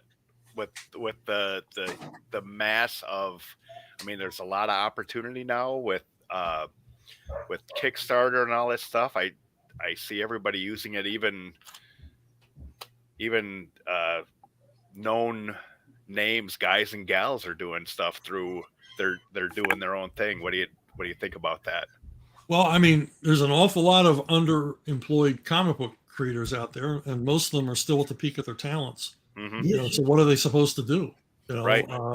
You sit there waiting for DC and Marvel to call. Well, to hell with that. Right. You know, Yep. I don't need permission to write. I'm going to Exactly. do my own thing. Yep.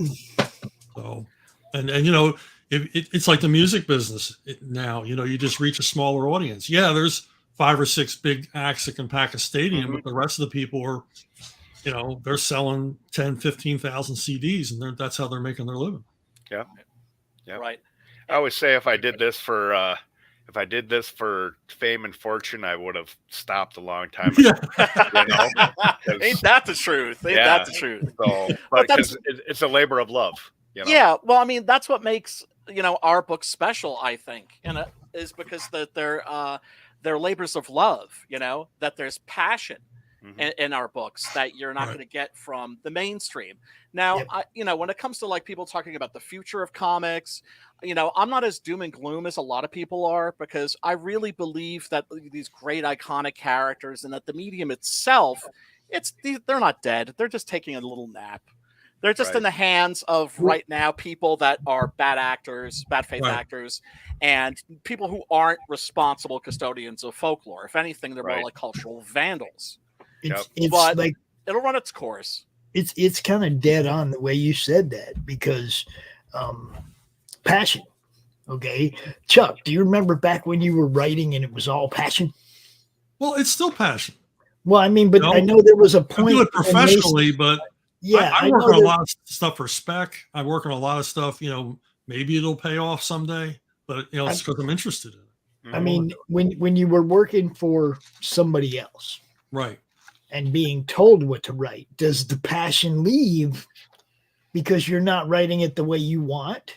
Well, I was lucky in that I mostly worked for a lot of hands-off editors. I mean, guys like Denny O'Neil, Larry Hama, Archie Goodwin, they were hands-off. As long as they understood that you cared about doing quality work, you were serious about the characters, you were serious about the continuity, you cared about all the things they cared about, and you turned your work in on time, you were pretty much left alone, you know, and not directed as to what to do. So I was fortunate in that aspect, because I don't like being told what to write, especially by someone.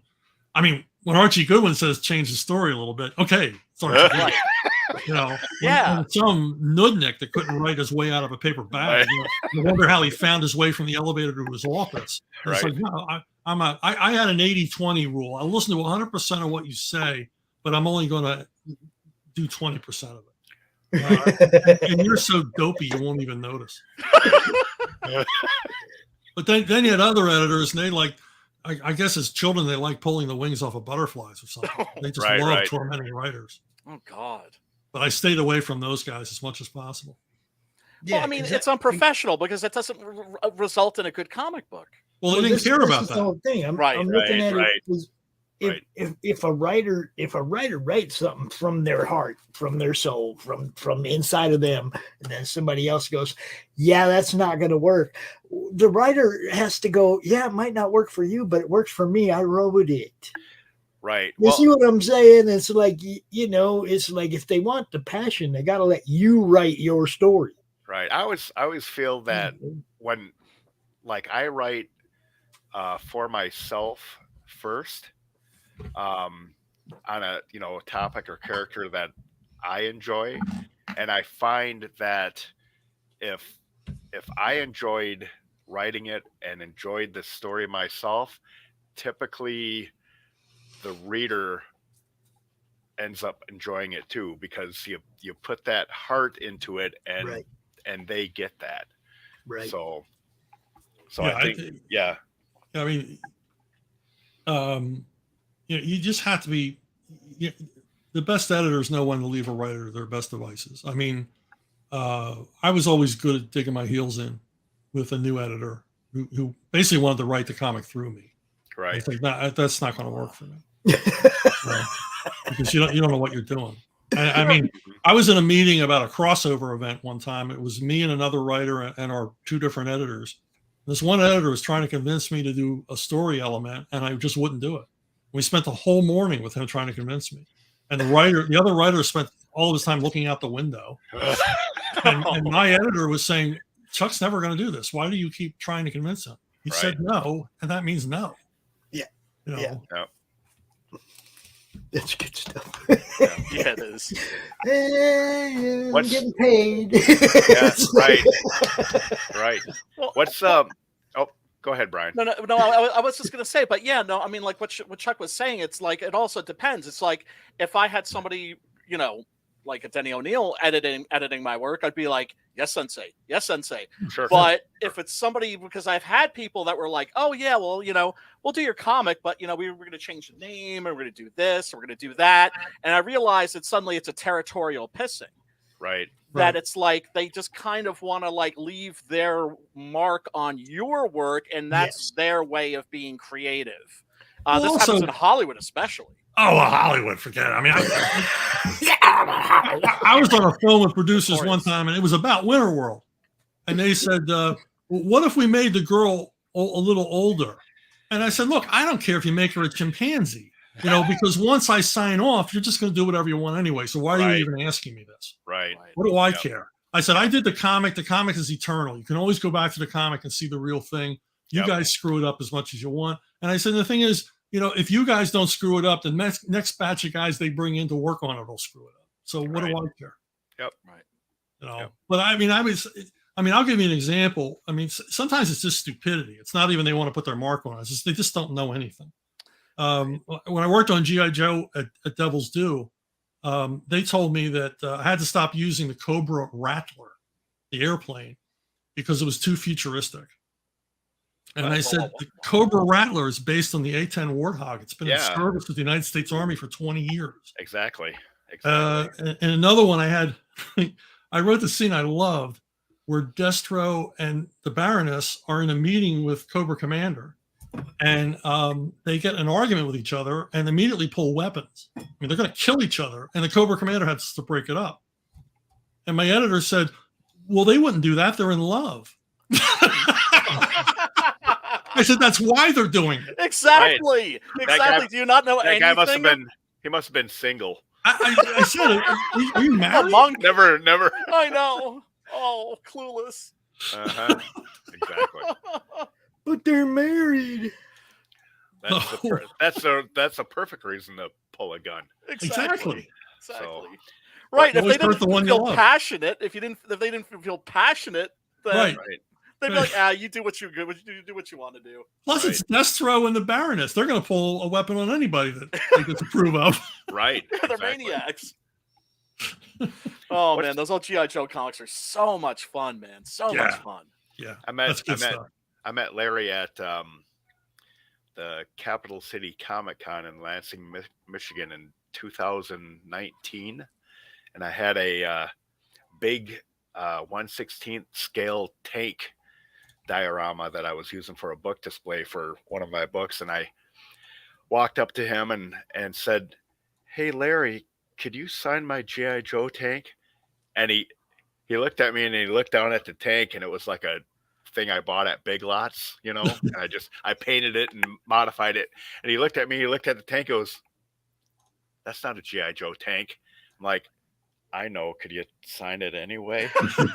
So, and he was nice enough to do it. So, but yeah, so I got He wasn't going to let you get away with that. No, he's like, "Dude, that's not a G.I. Joe tank." He let you know, he knew. Yeah. It's like, "I know, but can you sign it anyway?" And he was cool enough to do it. That's so Larry. Yep. So what are the books that or what are the projects that you're working on right now, Chuck? Well, as usual, there's a lot of stuff I'm working on and can't talk about. But Yep. I'm still doing My Sister Suprema at Arctoons. I'm writing. I'm working on my third Conan novel. The first one's already out. Nice. Okay. And we have the first kill the Rambo graphic novel coming out soon. Oh, So and I'm working with Graham Nolan. We're part of a company called Spin Rack, and it's basically going to be comics taken to another level. It's going to be games, merchandise, digital collectibles, stuff like that. Multimedia company. Hell yeah. And it's the difference is we didn't license our IP to them. We are Spin Rack. We're founders. It's creator driven, creator owned. Yeah. But it'll use all of our creator owned IP in like a shared universe. Awesome. Nice. Which is what Iron Ghost. One of the people at Spin Rack is so hot to do Iron Ghost as a game. Oh. So. Oh, it would be so sweet. great. Yeah. Another book of yours that I was a big fan of that I would love to see come back also is Evangeline. Now never going to happen. Oh, it's in legal limbo, isn't it? Yeah, it's did you ever see the movie The Producers? Yes. Yeah, I think there's guys that own like 250% of Evangeline. So yeah, when it first ran into financial trouble, they took on a whole bunch of lawyers as investors, and they ended up owning everything. I don't know how Mike Baron wrestled Badger and Nexus away from them, but he did. Thank God. Well, he's a martial artist, so maybe Mike's like a pit bull, yo. put them in like some like grab him by the pressure throat. holds. Yeah, and Rude's kind of scary too. So how is he? I didn't know. Yeah, that. he's Rude's. He's just. Whenever you talk to Steve Rude, you feel like you're at a job interview. I mean, I know I always do feel that way. Nice. All right, so guys not to mess with: Steve Rude, Joe R. Lansdale, Mike Byron. Right. Oh my God! So I guess they're the ones that saw profits, if there were any, for that Matthew Sweet song that he did, dedicated to the character. I guess so. Yeah, I mean that was nice, but I didn't see anything from it. So Gotcha. Wow. They divided it up amongst themselves. I mean, they would approach her every once in a while and say, "Oh, we're going to do a movie with whoever was the hot female star of the moment. Yeah, we're going to do a movie with this one." Now, I mean, the only one I can remember is Vanity. They were going to do Evangeline starring Vanity. I'm like, oh wow, yeah, okay. I won't see anything from it, so what do I care? Right. Oh, that sucks. So, but I learned from that, and creator owned as much as I could. Right, and that clearly is the path forward. Yeah. Because I mean, Marvel, they're not so good about that stuff. DC's better, I have to say. DC's beginning to recognize. It used to be unofficial, but now they're officially recognizing story content. So if you created almost anything and they use it in a movie or TV show, there's remuneration. I heard about that. Like Denny, I remember, said that the Batman Begins came out and it had Ra's al Ghul, which was one of his characters. Yeah, well, Denny and Neil got the last really good sweetheart deal. So they got a big payout on that. But that was the last one of its kind. Oh, that's unfortunate. Yeah, he said it like he went to see the movie and he was like, "Oh, those bastards!" And they got a check in the mail and he opened it and he read it and he was like, "Oh, that's all right. Those are some nice guys, aren't they?" They're swell. Yeah. But I mean, the recent Batman movie, I just got a payment for the use of the Iceberg Lounge. No kidding. Yeah. Oh, that's cool. Yeah, and it was a decent amount of money. So I'm like, okay. So I mean, that's a cool thing to do. I mean. Yeah. I mean, are they? Do you think they're doing that because they're just like, well, let's head them off the pass when it comes to any lawsuits or anything like that? Because I know that when they pay you, supposedly they're like, well, we ain't saying nothing, but here's a check. Well, yeah, they say it's discretionary, which is fine. Yeah. Even though it's really not, because I have paperwork on it. Right.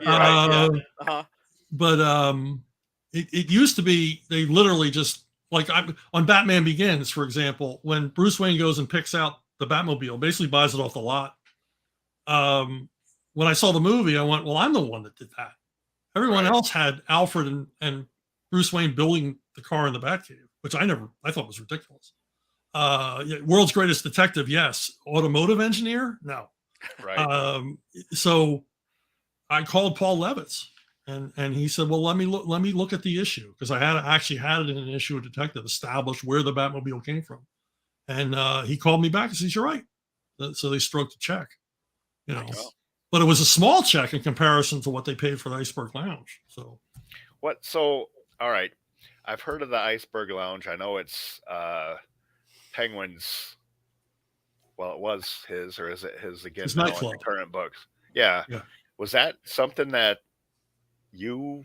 Yeah. When Graham and I were working on Detective, we wanted to use the Penguin, but neither one of us liked how the Penguin had been portrayed up to that point. It's one of the few times we took a character. I wanted to take a character and change almost everything about him, but leave the core. You know, he's still a womanizing little creep. He's still devious. He's still sly.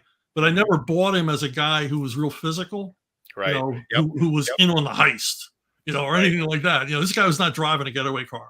This guy was not carrying heavy loads of money anywhere. This guy was a schemer. He was a plotter. And so I suggested at a Bat Summit, I said, what if he's a Sidney Greenstreet type character? And he owns a club, and the club is like quasi legal, and he's always there, and he's always got 2 babes hanging off his arm. You know, and Denny loved it. And so that's what we went with. So then, you know, Graham and I put our heads together and well, it's got to have a Penguin theme. No,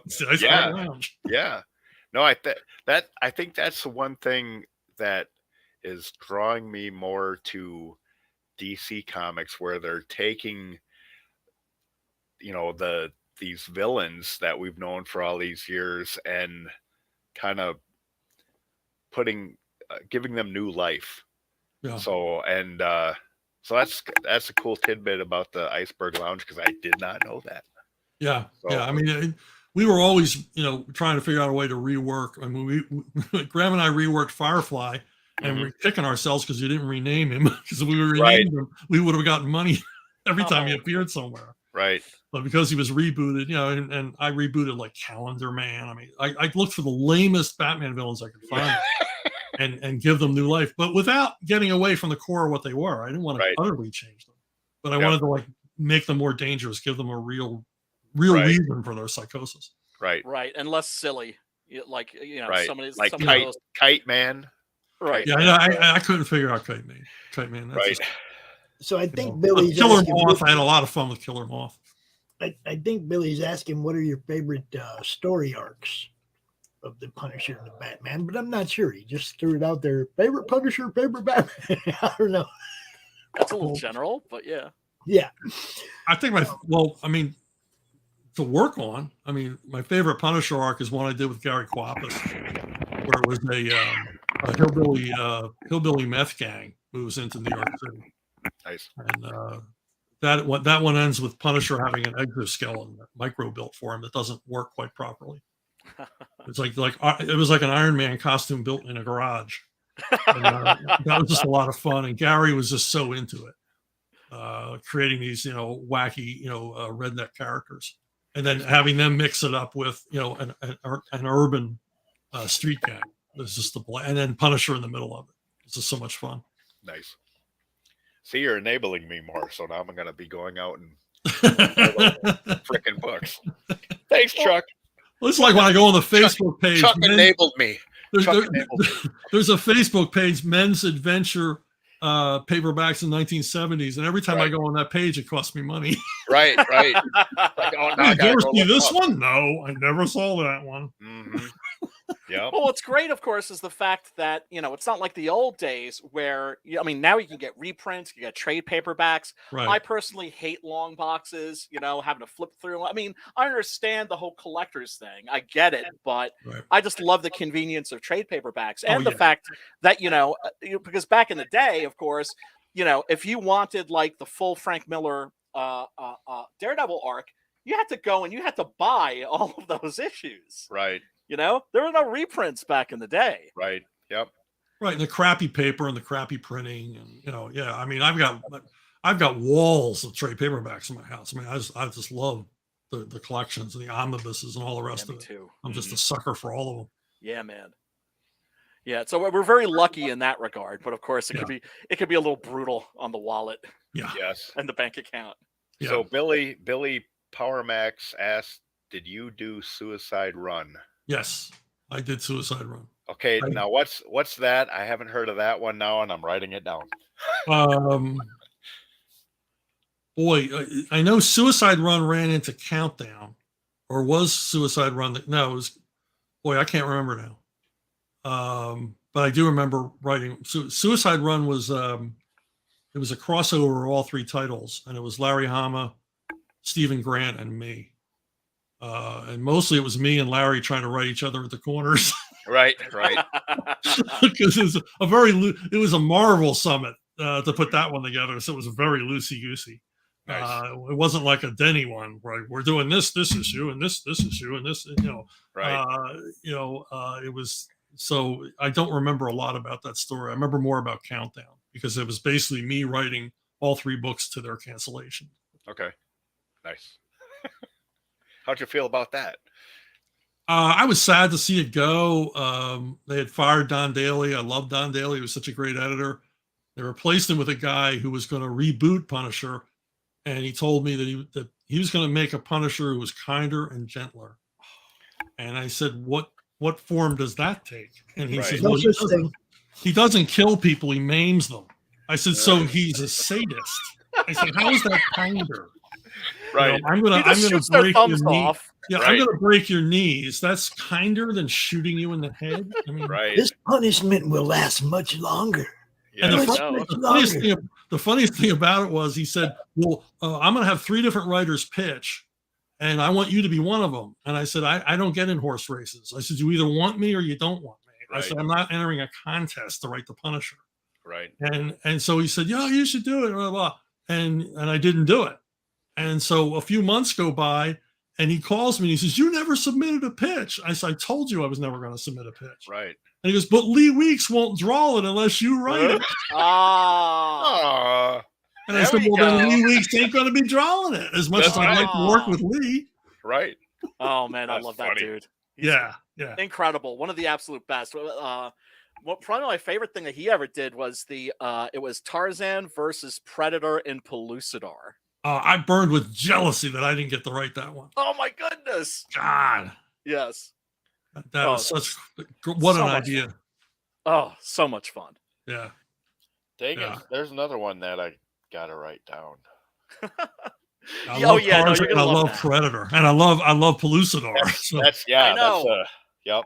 I did the Pellucidar weekly strip at Edgar Rice Bros Incorporated for I think 7 years. No way. Yeah, me and Gary Clapper, 7 years. We never missed. We were the only strip that never missed a week, and we were the longest running strip there. No kidding. Yeah. Where can I get that? It's at Edgar Rice Bros Incorporated. It's like a monthly subscription, and they have like hundreds of comics series there based on boroughs. No kidding. But none of them lasted as long as we did. We finally just got tired of doing it because they kept saying they were going to print it in paper, and they just never did. We were like, okay.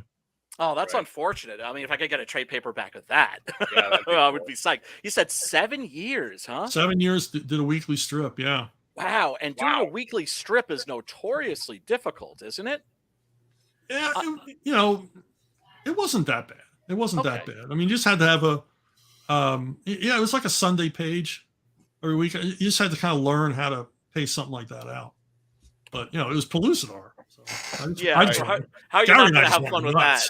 Yeah, Gary and I just went nuts. I mean, it's insane, the eye candy, and boy, nobody draws like real environments and animals the way Gary can. So, all right, I'm gonna jump in and ask a question. Yeah, is there something in your career that you wanted to do that got by you, that really like kind of digs at you still, like the one that got away? I can't really think of anything. I mean, I wanted to be part of mainstream Marvel, but I never was, and I realized when I was working there, I never would be, because I just wasn't like those guys. They weren't terribly serious about what they were doing in that era, so I kind of abandoned that idea. I mean, I would have loved to have written Thor and Fantastic Four and stuff like that. I think you'd have wrote a great book. Cards. Oh my goodness. Mm-hmm. You'd have wrote I can't think of any like missed opportunities where I wish I'd gotten that. I mean, there's always, you know, things that pass you by. Sure. And sometimes, I mean, if I wanted it that bad, I would just force the issue. I mean, I ended up doing. You're going to let me write this. Yeah, I ended up doing the Man with No Name comic. I just bullied Nick Barucci into letting me do it because I said, "Look, Great. I said, look, you know, look at this," because they'd already done one. I said, "Look at this; it looks horrible." I said, "Let me do it and let me pick my artist." And I got a Stev Pauls from Europe because I said, you know, you've got an artist where the hats look like they're made out of clay and the horses look like big dogs. I mean, I'm going to bring you a guy that can draw hats and horses and, you know, period trains and all the rest of it. And because I just wasn't going to like go away, but he got me back because he knew how much I wanted to write the Lone Ranger. Mhm. And he got me to write a Lone Ranger mini for like an embarrassingly small page rate because he knew I wanted it so bad. I'll do it. Well, I mean, the Lone Ranger. It's one of my favorite characters for sure. Yeah. And I mean, if I could have a crack at anybody, it would be Tarzan. Is there any character that you, in particular, haven't had a chance to do that you would love to have a crack at? Well, I've always, you know, my standard answer to that is Graham Nolan and I would love to have a year's worth of Fantastic Four. Just put us on the FF and let us go crazy for. Yeah. Excellent choice. But I mean, other than that, I mean, I got to write the Lone Ranger. I got to write the Jetsons. Conan, you know, I mean, I got to write Conan. I mean, Tarzan. I mean, Tarzan shows up in our second arc in Pellucidar, so. I got to write Tarzan at the Earth's Core, which is my favorite Tarzan novel. I got to write mine too. Yeah. Mine too. Oh yeah, man. That animal stampede at the beginning. Oh my God, with the mammoths and the dinosaurs. And I've read that over and over and over again. That is the absolute model of how to write action. There's nobody's ever written a better action scene than I mean, Herman Melville didn't write a better action scene. Right. Yeah, I think that Edgar Rice Burroughs is one of those pulp writers that just holds up beautifully. Yeah. Those books are still so much fun to read. Mm-hmm. You know, yeah, and the thing is that even the stilted dialogue and everything else, it works. It leans into that period. It makes it all seem even more real. Yes, without a doubt. My only problem was the fact that when Tarzan descends from the Zeppelin, he just like descends by a rope. I'm thinking, no, Tarzan should just like put a knife in his teeth and just. So, that was my only problem. My only problem with Burroughs is that I think he would get all enthusiastic and then realize too late that he was near the end of his word count. Right. The novels all end so abruptly. They do, don't they? It's like, oh my God, I've only got 2,000 more words. They're kind of like Universal monster movies in that regard, you know? So like Frankenstein meets the Wolfman. It's just like, oh, okay, don't just blow everything up. Yep. Yeah. We got to get out of here. Yeah, exactly. Yep. Oh my goodness! But still, so much fun. I always recommend those to my friends. It's like, especially after reading something really heavy. If I'm going to read like Russian literature, like Dostoevsky or something, I'm like, okay, I need some Robert E. Howard. I need some Edgar Rice Burroughs. Right. So And of course, what kind of stuff do you read that's not comic book? I've been reading a lot of like film biographies of directors. I just read one about Billy Wilder. So, yeah. I mean, because it's like it's getting to read about someone else's creative process. I find that interesting. Mm-hmm. Like why they make this decision, why they make that decision. What makes their work stand out? I think you and Brian could probably do a weekly series. Now, we could take a long car ride together. Dude, serious business, man. He does the horror movie club and the spaghetti western show. Oh man, spaghetti western jamboree. I love that. He knows so much about all these people, man. He knows it all. Who did the score? Who did this or who did that? What they've done? What else they did? It's not on purpose. It's something that happens. It's not something you aspire to. It's something that happens to you. Yes, that's what I mean. You guys could probably hang out for a long time talking, man. It's like I wish I had like more neurons up there to store like useful. Yeah, right? yeah. Nah. Now we use the wrong parts of our brain. That's for sure. We do. We absolutely do. Well, I mean, like when it comes to reading like biographies of directors, Fellini is really good. I mean, Kurosawa's was the reason why I became a lit major. Oh wow! At university was because he was like, if you want to be a writer, study the classics, study your Shakespeare, study your Chaucer, study your Dickens, and so many. I mean, I'm one of those people also that's just fascinated by the creative process and how it's different for each person, and finding out how they work. Especially innovators, it's like why they make the choices they made that are now like the standard choice for this genre. Yeah. I mean, like Billy Wilder with film noir. I mean, he made the first film noir movie, Double Indemnity. Didn't know he was making the first one, but they were all modeled after that movie. Yep. And his choices were just, I want it to feel like a documentary. I want it to feel real. So we're not going to use any studio sets. We're going to shoot with natural light in actual locations. And that, film noir was born. Now, on this question, I would go with Netflix Punisher, but only in the Daredevil series. Yeah, thank you. Well, my problem with John Bernthal is that he's hot-blooded. He's always, and to me, the Punisher was always cold. Yeah. Right. Yeah. Where, you could tell that he was like, committing mass homicide, and his pulse was like this. Right. Yeah. Whereas, the John Bernthal Punisher, he's always, he also has to be funny. He unintentionally. Unintentionally. It's like you're laughing because what he said or what he did was so appalling. He doesn't seem to realize it. Mm-hmm. Yes. Yeah, watered down Punisher doesn't work. No. Right. Nobody wants that. No, Once again, it's like who wants a watered down Punisher? It's like listening to like a depressed Big Daddy Kane record or something like that. Right. It just it defeats the purpose. Well, I mean that's the problem a lot of people have with the Punisher. They don't. He's very simple, very basic, but he's also very nuanced. But they don't see past that to see the nuance. I mean, there's a lot going on internally that you should never see it. You should never see. Right. But it's always there, roiling under the surface. I mean, to me, that falls into the category of things that you need to know as the writer, but the audience doesn't need to know. Right. But you need to know. Yeah. So you're always hinting and nibbling around the edges, but never revealing. Right. Yeah. Right. I mean, that's what I think I learned all about that when I started writing Batman, because it's like, wow, I know Batman as a reader, but now I got to be a writer. Right. So I got to think about all this stuff I never had to think about. Like, why does he do this? Why does he do that? How does this work? And that's that was a big education for me.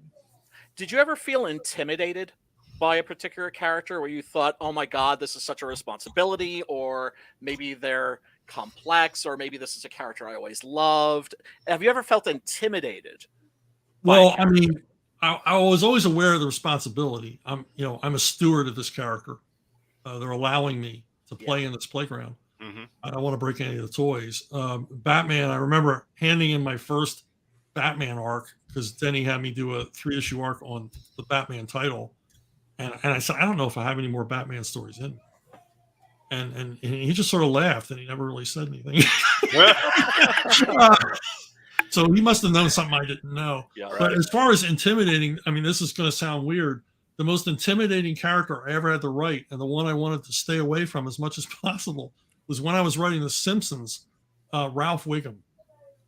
Oh, because everything Ralph Wiggum says could go on a T-shirt.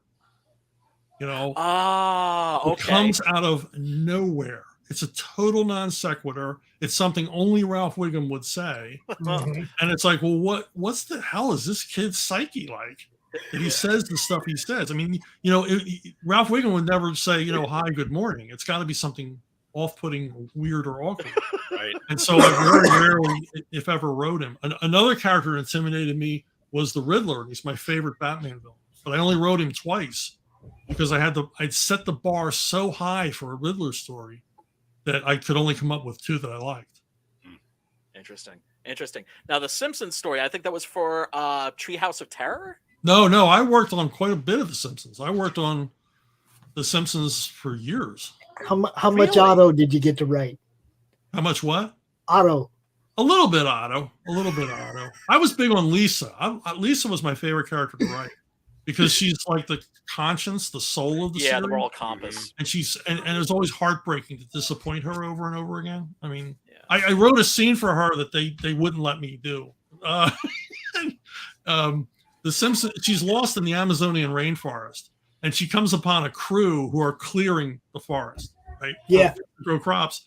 And she starts lecturing them on ecology and how you're down, and these forests will never grow back. And while she's talking to them, the forest is growing back behind her. Nice.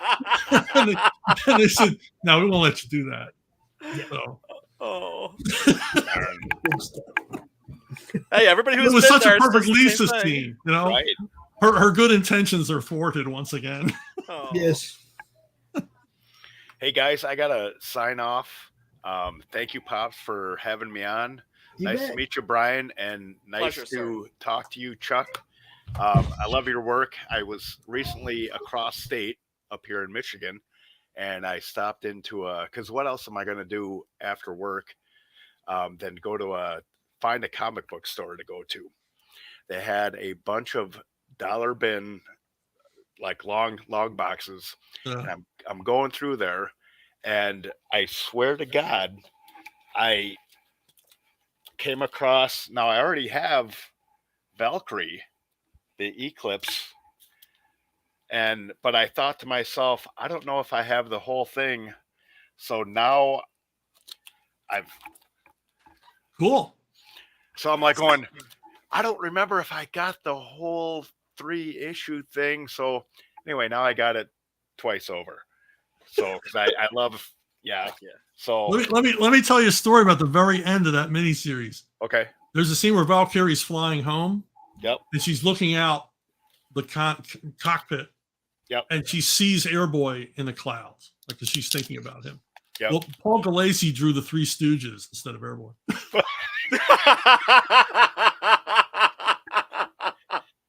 Oh, no way. And that's why if you look at the comic, they used art from one of the covers that Gulacy did.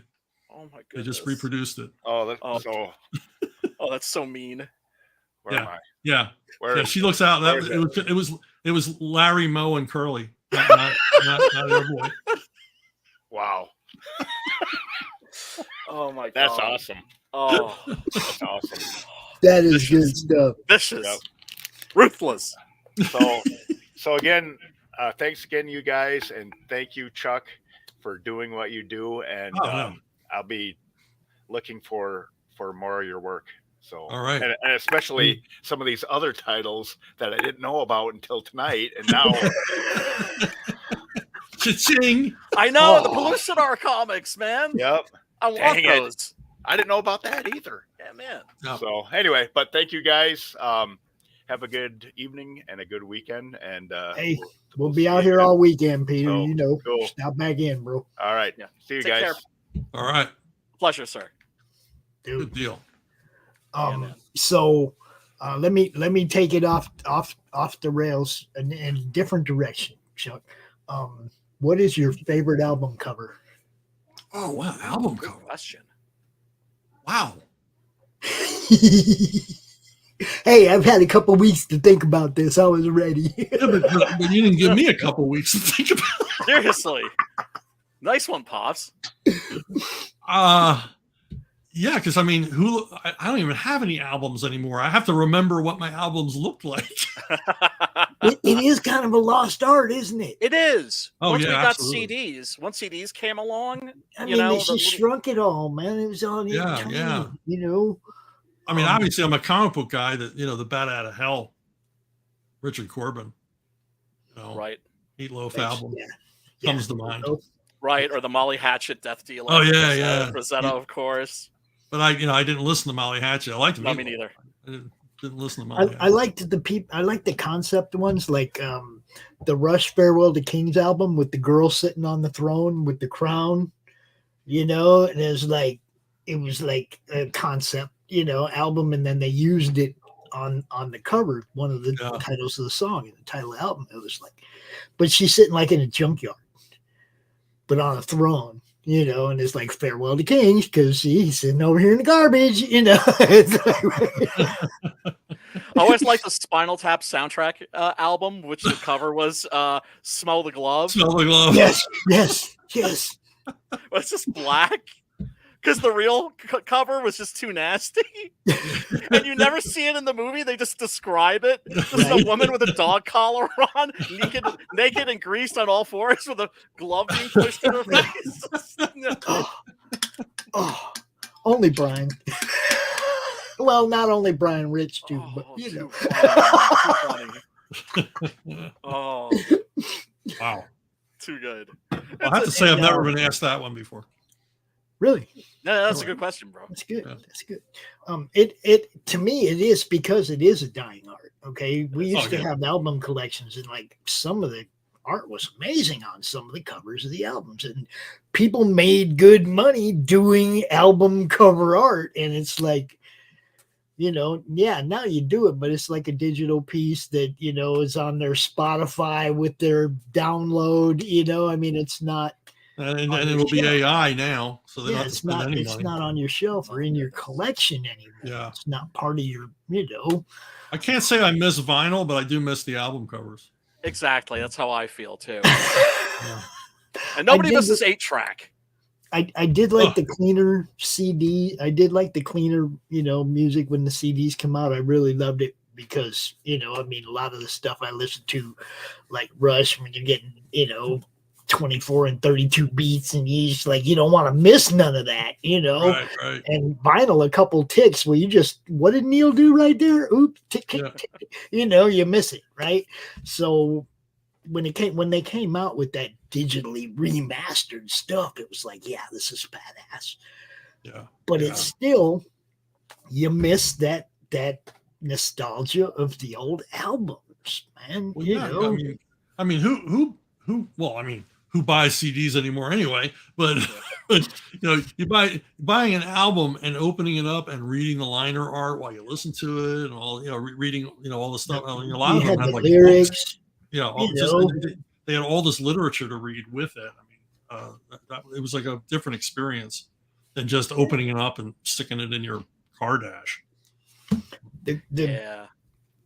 Even when they went to CD, some of the people still try, you know, they printed the lyrics to the song super small on the other side. Liner notes and little booklets and everything. Yeah. It's like you're up there with a magnifying glass. What did they say right there? Yeah. They say that last year vinyl outsold CDs. So yeah. I was going to say. It is making a comeback. But now the technology, the sound is better than you know, the turntables we had.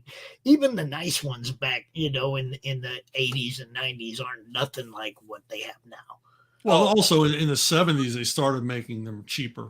They were making a cheaper vinyl, you know. They were like, you know, you could wiggle them and they'd make that noise. Yeah. Yeah, I mean, all of like the serious audio files that I know are all like, they all swear by vinyl and like. Well, you know, that's what makes them audio files. Yeah, exactly.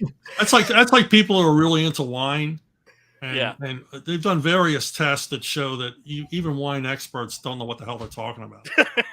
Yeah, exactly. They're able to fool them over and over again. Yes. You know, this is a Chateau. No, it's a box wine. Yeah. Now, when it comes to like Blu-ray and DVD and 4K and all that stuff, that's a little bit different. You know, I love the fact that it's like the best time ever to be a cinephile, to be a movie fan, and that there are all these films that used to be so hard to get a hold of, or you could get a hold of them, but they were like crappy VHS pan and scan, very muddy images, and now they're like beautiful and crystal clear. Yeah, I'm you know, I'll get something and my wife will go, "Don't you already have this?" I said, "Yeah, but this is remastered." Yeah. Yeah, sir. What films do you own like in every format? I the first 3 Star Wars movies I have in every format, including 2 Laserdisc sets. So, Nice. You know, but yeah, I mean, you know, if they, I don't care how many times they remaster Lawrence of Arabia, I'll buy it. Yeah, man. So even if they're removing like 3 specs, from one frame in the third act. I'm like, yeah, I gotta have it. Well, it's funny because I always bring up Lawrence of Arabia because the average running time for a movie these days is 3 hours, it seems. And I'm just like, well, I love the fact that films can be 3 hours long, but not everything's Lawrence of Arabia. No. Yeah, not everything's got to be 3 hours long. No. And then they take some that should be like, huge. Like, okay, look, they did the Lord of the Rings in what, 3-hour movies, Right? And still had to leave shit out. Yeah, Sure. Okay, if it's that big, leave it alone first, because you needed to do, like 6 or 7. Each book should have been 2 movies. Yeah. You see what I'm saying? I mean, in order to really tell the story. Well, I mean, I would think that the art of adaptation, of course, is ultimately, sticking to the core of what of what the story is about. And you're going to have little things, little changes. Sometimes characters being combined with other characters, or I hate that kind of crap. Yeah, I mean, it can get real messy. I mean, with the Peter Jackson Lord of the Rings movies, ultimately, I mean, I had my nitpicks, but they were just nitpicks. Okay, well, I only had one problem with the whole thing. Yeah. Tom Bombadil, I know. And Tom Bombadil would be last, okay? That was like part of... Come on, that's a pretty big... Even though it was a small part of the book, that's a big character. He didn't move the story forward, though. He didn't move the story forward at all. You didn't need that character at all. Yeah, I got into this with like... Well, now, if they get eaten by Old Man Willow, you need that character. They even change how that happens. See, it's like, hey, come on. I wanted my Tom Bombadil. Look, I was so happy, dude. I'm sitting in the theater, and my girlfriend told me this. She's like, because she's one of the people watchers at movies. Mm-hmm. She watches people and not really the movie. Mm-hmm. And she told me, she goes, when that movie started, you had an ear-to-ear grin, and that was because riding into Hobbiton with Gandalf. And it looking exactly like what you pictured when you were 13 and read that book. Right. It looked just like that. There was I was just like, yeah, this is going to be badass. And then we got to the Old Forest and there was no Tom Bombadil. And I went, damn it. I mean, we all have favorite parts of the book that they left out. I mean, mine is Samwise regretting that he'll never live to see an elephant. Yeah. Oliphant. Yeah, that is just a heartbreaking scene. Yeah. And it's not in the movie because they do have elephants. Yes, they do. Oh my goodness. Yeah, it's it was like a lot of people complained about like the lack of Tom Bombadil, but I kind of feel like Tom Bombadil belongs in the Lord of the Rings, kind of like Santa Claus belongs in the Chronicles of Narnia. Like what like where does like really Santa Claus is showing up? Like, okay, well the whole purpose of him though was to just show that the Dark Lord, that there was somebody somebody in the world that could challenge him, just wasn't gonna. Yeah. Right. And which gave the hobbits pause too, right? In the book. Okay, like, because what happened when Gandalf told them about him? He'd probably be the last one here after we all get our asses whooped. Right. Yeah. That's the guy you hung out with that day. That's the power that you were, hanging out with. And that, come on, I had to give them part of what got them through the whole ordeal. But once again, it's like as a writer, it's like you understand. It's like, okay, well, some stuff needs to go. Well, what's going to go? Hopefully, things that aren't structurally important. Where you're not removing like a pillar that's going to like then make the whole thing cave in. I mean, when I wrote the graphic novel adaptation of The Hobbit, I had to leave out Bjorn, and he's my absolute favorite. And that pissed me off too, Chuck. I had to leave him out, man. I just didn't have the real estate. Yeah. Yeah, the Bjorning. Say, look, I love Bjorn, man. It was another thing I was missing. It was like, I didn't know it was you. Now. Now we don't like you anymore, Chuck. Broke my heart. Left a werebear. I mean, come on, how cool is that? Yeah. And I'm glad it hurt you. I'm glad it hurt. No, it did. Yeah. I tried every which way to just at least get him in one scene. But it's like, no. Well, you can always tell when the writer cares. Yeah. And you can always also, of course, tell when they don't care. Yes. Which we're seeing a lot of these days. We're phoning this one in. Either that or having open hostility towards the original project. Like Henry Cavill said with The Witcher. He's just like, these are people that were actively like didn't like the source material. It's like, okay, then why are you the ones adapting it? Why? Yeah, why are you doing it if you don't like it? If it's not something you care about and love and want to make awesome, leave it alone. I mean, right. I don't care how much they're paying you. Leave it alone. You can see why you wouldn't want like obsessed fanboys doing it. No, of course not. But you at least want someone who has a professional interest in seeing it done properly. Right. Or like, for instance, with the Masters of the Universe Netflix series. I remember thinking, okay, I'm not like a Masters of the Universe guy, but if somebody gave me that job, I would do the research. I would go back, I would look at that stuff, and also I would talk to the fans. And I would ask them, what is it about this that is so special to you? And Kevin Smith clearly did not do that. No. Didn't care. Didn't care. No, because I've been given, I've worked on a lot of franchises, and you really, I mean, some of the deepest conversation I've ever had about motivations and character and everything else was when I was on SpongeBob. Because Chris Duffy was my editor. And we would get into these long, rambling dissertations on just how stupid is Patrick. Because it's important story-wise. Right, it's like, how much can you get away with about how stupid this character is? And, and then things like the emotional fragility of SpongeBob, which I never really thought about. And Chris said, no, you got to lean into that. This guy is... SpongeBob's 10 seconds away from a nervous breakdown at any point in his life, over something that you and I wouldn't even be bothered by, but it would make him insane, and stuff like that. I mean, and so you really had to care, and I took on the property because I liked it. And I liked what they were doing comic book wise with it. I really admired what they were doing, but you got to think about this stuff.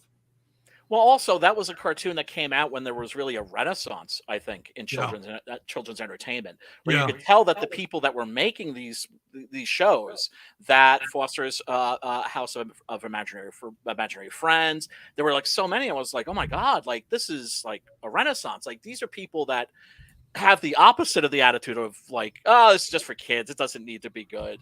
There was a real wit about it, which to me was ironic because it was on the Cartoon Network, which was mostly populated by stuff from Hanna-Barbera. Yes. And I always thought Hanna-Barbera's approach was, it's for kids. Yes. This is too interesting. Make it duller. They don't care. Oh, your story story makes sense? No, the story does not make sense. What are we going to do with the talking shark? That sounds like Curly Howard. I don't know, Scooby-Doo? Yeah. I got a new gag. Oh, no. Just use the old ones. Just over and over and over again. Yeah, and as a kid, I remember actually feeling insulted because I had access to the older cartoons, to the Warner Brothers cartoons, to the Max Fleischer Popeye cartoons, which were easily the greatest Popeye cartoons ever made, but then they wouldn't show them on TV because they were in black and white. Right. All right. I'm going to move on to my next question. Brian, you're going to appreciate this one. Okay. All right. Actually, no, I got one that hit my messenger. I'll ask for Michael Gotthi. He just wanted to know what was more fun for you to do, Batman or Punisher? I have an affinity for the Punisher. The Punisher just comes easier to me because he's a slob hero. And, I can relate to that. And he's just he's adult wish fulfillment, whereas Batman is childhood wish fulfillment. If somebody starts giving you crap somewhere, you're going to want to be Frank Castle, not Bruce Wayne. Right. So I just had it, plus, he likes guns and I like guns. and then, as I said, the fact that he would deal with quality of life crimes, which is something Batman rarely does. Right. Okay, so the next question is a two-parter, and this relates to Brian and what he does. What's your favorite spaghetti western, And what's your favorite horror movie? Oh boy.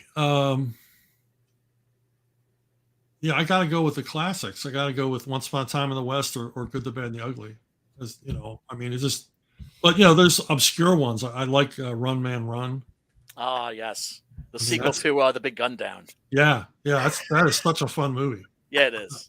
And I like all the Mexican Revolution ones, the Compañeros, and the Mercenary. Bullet for the General. Yeah. I like. I'm a sucker for anything in the Mexican Revolution. So, yeah, me and then too. Horror movies. It's like Bride of Frankenstein. Both versions of The Thing. So, excellent choices. Yeah, current horror movies. I really like the Conjuring universe. I like those too. Yeah, some of them more than others, but the core movies and that last Annabelle movie is really rewatchable. Oh, I haven't seen it. I haven't seen any of the Annabelle movies. Oh, you just skip all the other ones. They're like okay. The last one is a trip. Okay, I'll check that out. So, for sure. Brian's gonna watch them all. You watch. He's gonna go watch them all.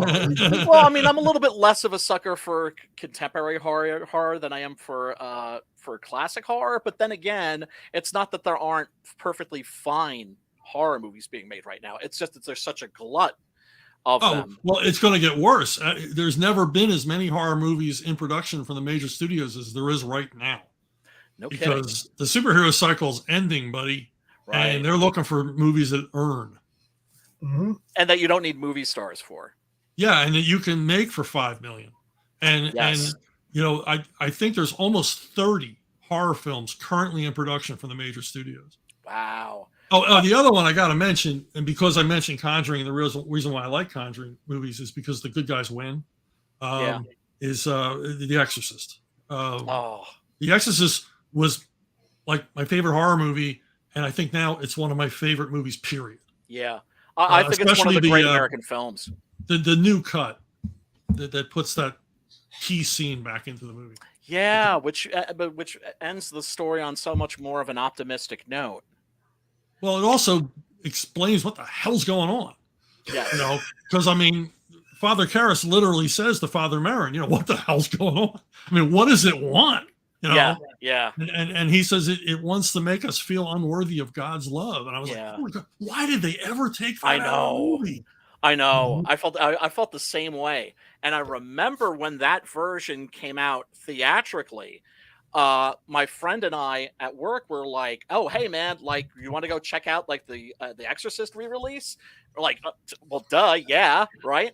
And so we went, and we couldn't believe it. The show was sold out, and there was a line that went around the block, and it was like Star Wars.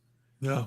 And it was just like, oh, people want horror, and people don't just want horror; they want really good horror. Yeah.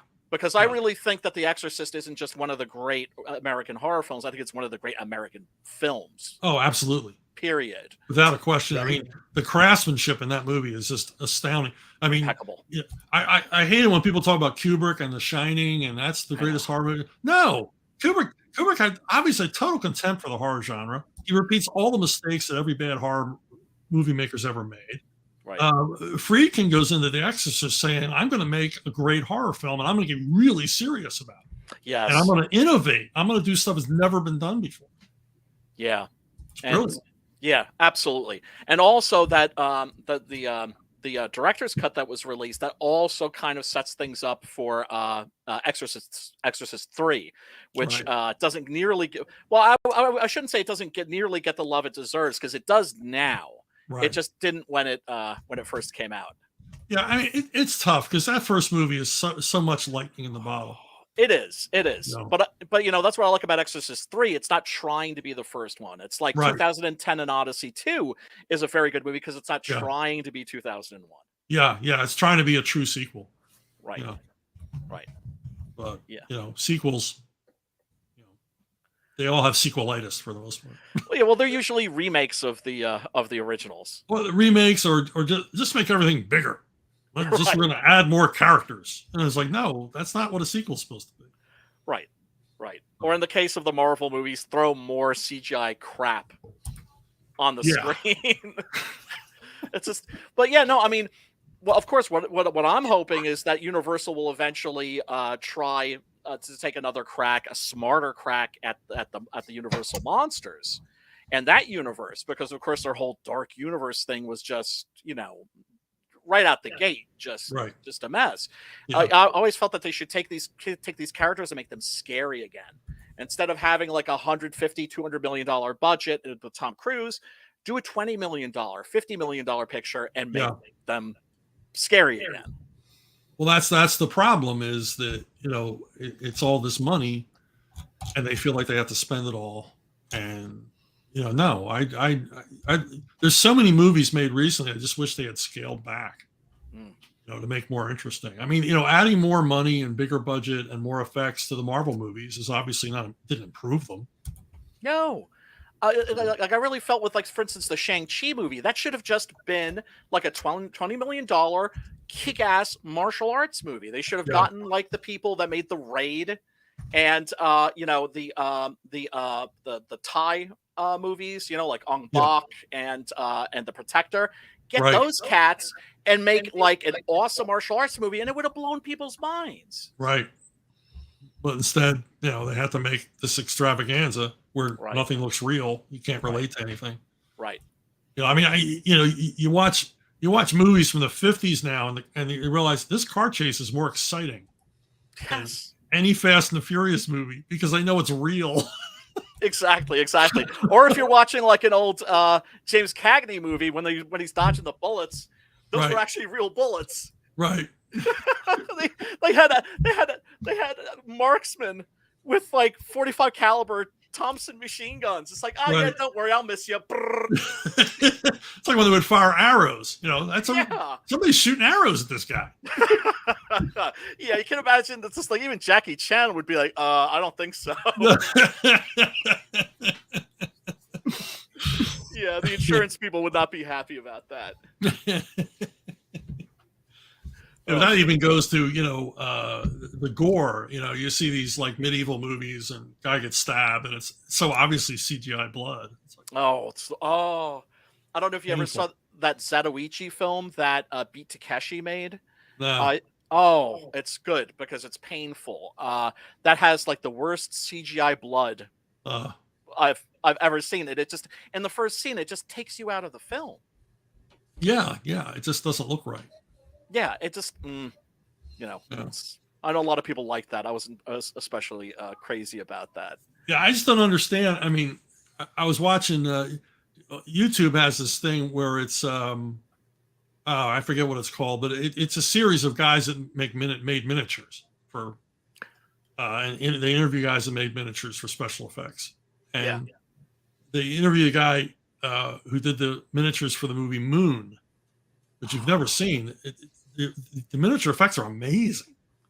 And when I saw the movie, I was like, wow, these effects are fantastic. I thought they were like the greatest CGI effects I'd ever seen in my life. And they were miniature. Yep. And he said, when they came to him, he said, well, they said, what's your budget? Because they wanted to make a helmet or something. And he said, I'll make the helmet for this amount of money. What about the rest of the effects? Oh, we're going to have them do CGI. Well, he says, well, if you change your mind, come back to me. So 2 weeks later, they come back to him. He said, yeah, they wanted $1 million for the CGI. Wow. What could you build the miniatures for? And he said $80,000. And it looks so much better. It looks so amazing. It looks so much more like the real thing, because it is the real thing. The way the light hits it and everything. Yeah, I really enjoyed Moon. I just thought that it didn't have the courage of its convictions, that the ending was the wrong ending. I thought that character should have self-deleted and taken everything with him. But you can't have unhappy endings. You can and you can't, but less and less today. They want to, because I mean, I had a producer once tell me that I was doing a graphic novel adaptation of a screenplay of a movie that never got produced. Thank God, it's terrible screenplay. Okay. And I said, what would make this screenplay better? And he goes, what? I said, a downer ending. I said, what if they failed, and the world was infected by a pandemic that wiped out half the human race? And he says, no movie with a downer ending has ever made money. I'm like, Casablanca, Easy Rider, Chinatown. Yeah, no kidding. Was casting in the Sundance Kid. That's Yeah, good. you're right. That never hits. Gladiator. Oh, we all felt good coming out of Gladiator. Right. Yeah, they don't have confidence in people's ability to appreciate tragedy. No, they think audiences are as stupid as they are. So. Yeah, that's a nice way of putting it. Oh my goodness, yeah. But I mean, that's one of the things that you'll notice is that even something like the Christopher Nolan films, which are pretty smart for mainstream movies, there's always a scene where a character has to stop the movie cold and explain to the audience via expository dialogue the story. Yeah, and it's like, wow. It's like, don't you think that we're paying attention? Shouldn't you assume that we're paying attention? Well, there's a great video I watched recently, and it was entitled "That Part Where You Lose Interest in a Christopher Nolan Movie." You've got to find it. It's a guy he plays both parts, and it's one character explaining to another guy what's going on in the movie. Right. And, Yeah. But Christopher, I'm not a fan. Not a fan. I think his movies aren't as smart as they think they are. I would be inclined to agree. One of the things I do like about his films is the fact that they do use miniatures. Yeah. That he's somebody that shies away from using CGI. Yeah. And I think his Batman movies are easily like the best Batman movies. Although I wasn't crazy about the last one, The Dark Knight Rises. I thought. They're the best Batman movies, but to me, that's not saying much. No, it's they're not exactly in great company, are they? Yeah. It's like, how many times can you rewatch them? Yeah, no, that's true. That's true. Yeah, that's my test for a movie. It's like, wow, because do you ever have a movie and you're surprised how much you want to rewatch it? Because it's like, oh, of course. I don't remember liking this that much the first time, but I really want to see it again. Big Trouble in Little China is one of those movies. Yeah. Although John Carpenter's movies in general, I find they just age surprisingly well. Yeah, they're smart. Well, the thing I noticed about John Carpenter movies is that like the people that are in them are people that become more famous a few years later, and then you're like, oh, that dude was in, and then you like that movie more now. Yeah. Because this guy or girl was like awesome in it, and you just didn't like put two and two together at the time, But it's like it seems like the actors that are in John Carpenter movies just like go on to something bigger, and then you look back on it and you go, oh damn, that was him. Like the dude in Vampires, the main vampire. Thomas Ian Griffith. Yeah, it's like you see that dude in something else, and then you go, "Oh, that's right, that dude was in that movie," and now you like that movie more. I think also John Carpenter shares my mortal fear of boring people. Yes. There's always a constant forward momentum. Yeah. In his films, and even so many of them, the ones that I thought were sort of mid, like they've improved with time. It's uncanny. Yeah. Mm-hmm. Even something like They Live, which I thought was okay. Dude, now I've always loved that movie. I loved it, but it's just like, wow, that's aged very well. It's more prescient now than it ever was. Well, yeah, it's more relevant than it's ever been. And the thing is, it was obviously he was having so much fun. I mean, the movie's so goofy. The thing is it was relevant then and nobody knew. Well, yeah, that's true. That's true. That's when they started doing that shit. Before that, even Yeah, time has caught up to that movie. Yeah, dude. Oh yeah. Without a doubt. Gentlemen, I'm sorry. I'm going to have to leave to join some friends. Chuck, always a pleasure, sir. Good talking to you. Good talking to you, man. And Pops, I will see you later this weekend. Tomorrow night, bro.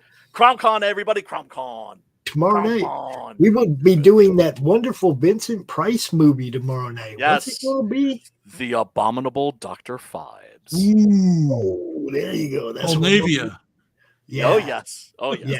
We're going to be covering that tomorrow night, 8:00 right here. Heck yeah. Cool. Heck right yeah. Here. Chuck, look, man, I love having you out, dude. Every time you come out, you were on Laurie's show. It was awesome. Coming out here tonight, it's been a blast. I have a gaming stream I have to get ready for at 10:00. All right. We created our own version of Fallout. I don't know if you're a gamer. No. But that was one of the other questions I was gonna get to you about was if there's any indie books like right now that have really gotten your attention that stand out. Well, I think that the best comic I've seen in years is Nora's Saga from Allegiance, which just is fulfilling now as a crowdfunder, and that's just a terrific comic. I forget the name of the guy that wrote it. I just need something to go look for. Yeah, no, it's just brilliant. It's just brilliantly done. So, cool. But, and as always, I want you to know you are always welcome on any of the network shows. You want to come out, you got something new you want to talk about, whatever. Okay. We are always. This is an open door policy for you, man. You're like I said, I feel like I owe people like you. You gave me a lifetime of entertainment. And this is my way of repaying you. So anytime you got something to tell the people about, you are more than welcome. Come out here, bro. Will do. I will take advantage of that. Dude, it's like I said, it's always a blast talking to you. I'll try to find some more obscure type questions for next time. Ambush me with? Yeah, I don't want to be just the same as everybody else. Oh, no. And I'm just look, I'm a fan. Okay, I'm not an industry guy. Okay, that's why I surround myself with people like Brian and Doc and Rich and people that are industry that know what you guys go through. Okay, right. They ask more pertinent questions and they know more about what you deal with. I'm a fan.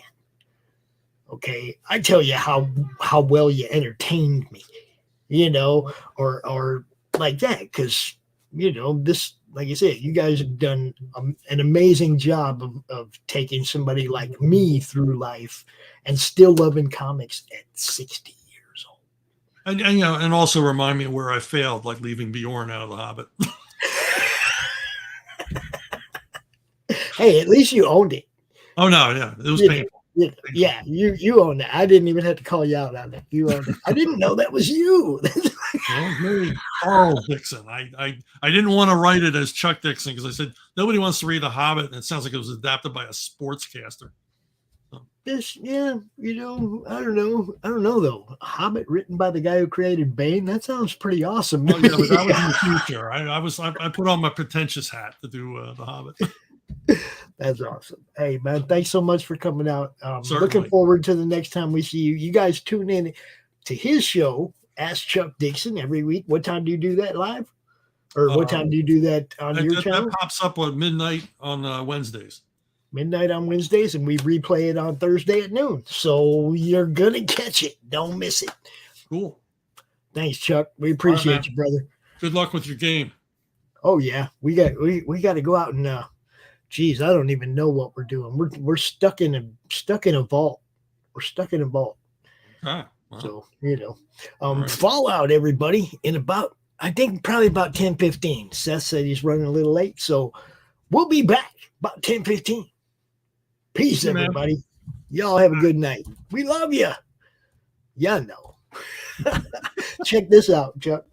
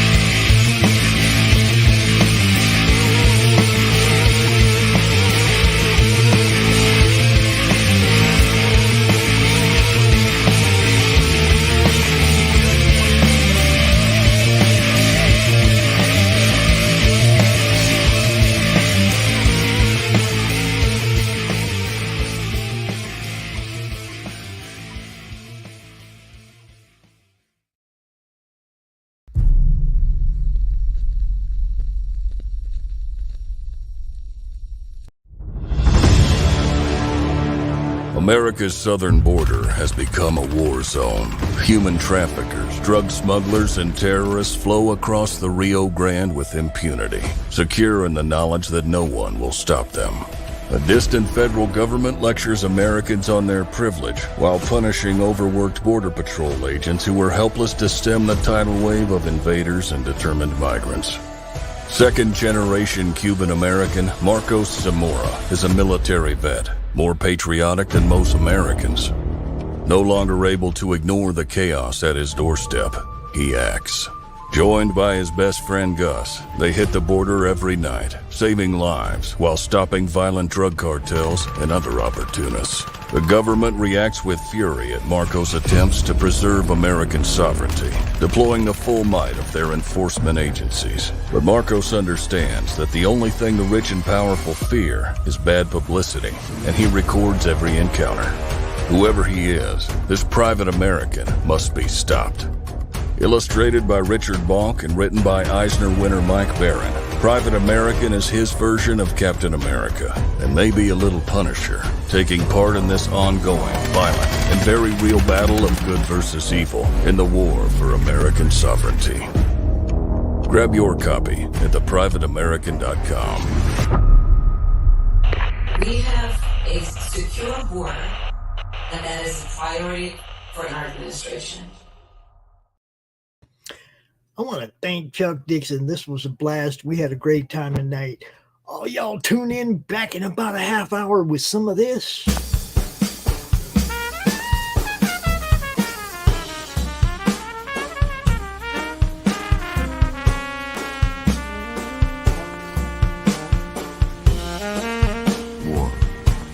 War never changes. When atomic fire consumed the earth, those who survived did so in great underground holes. When they opened, their inhabitants set out across the ruins of the old world to build a new society.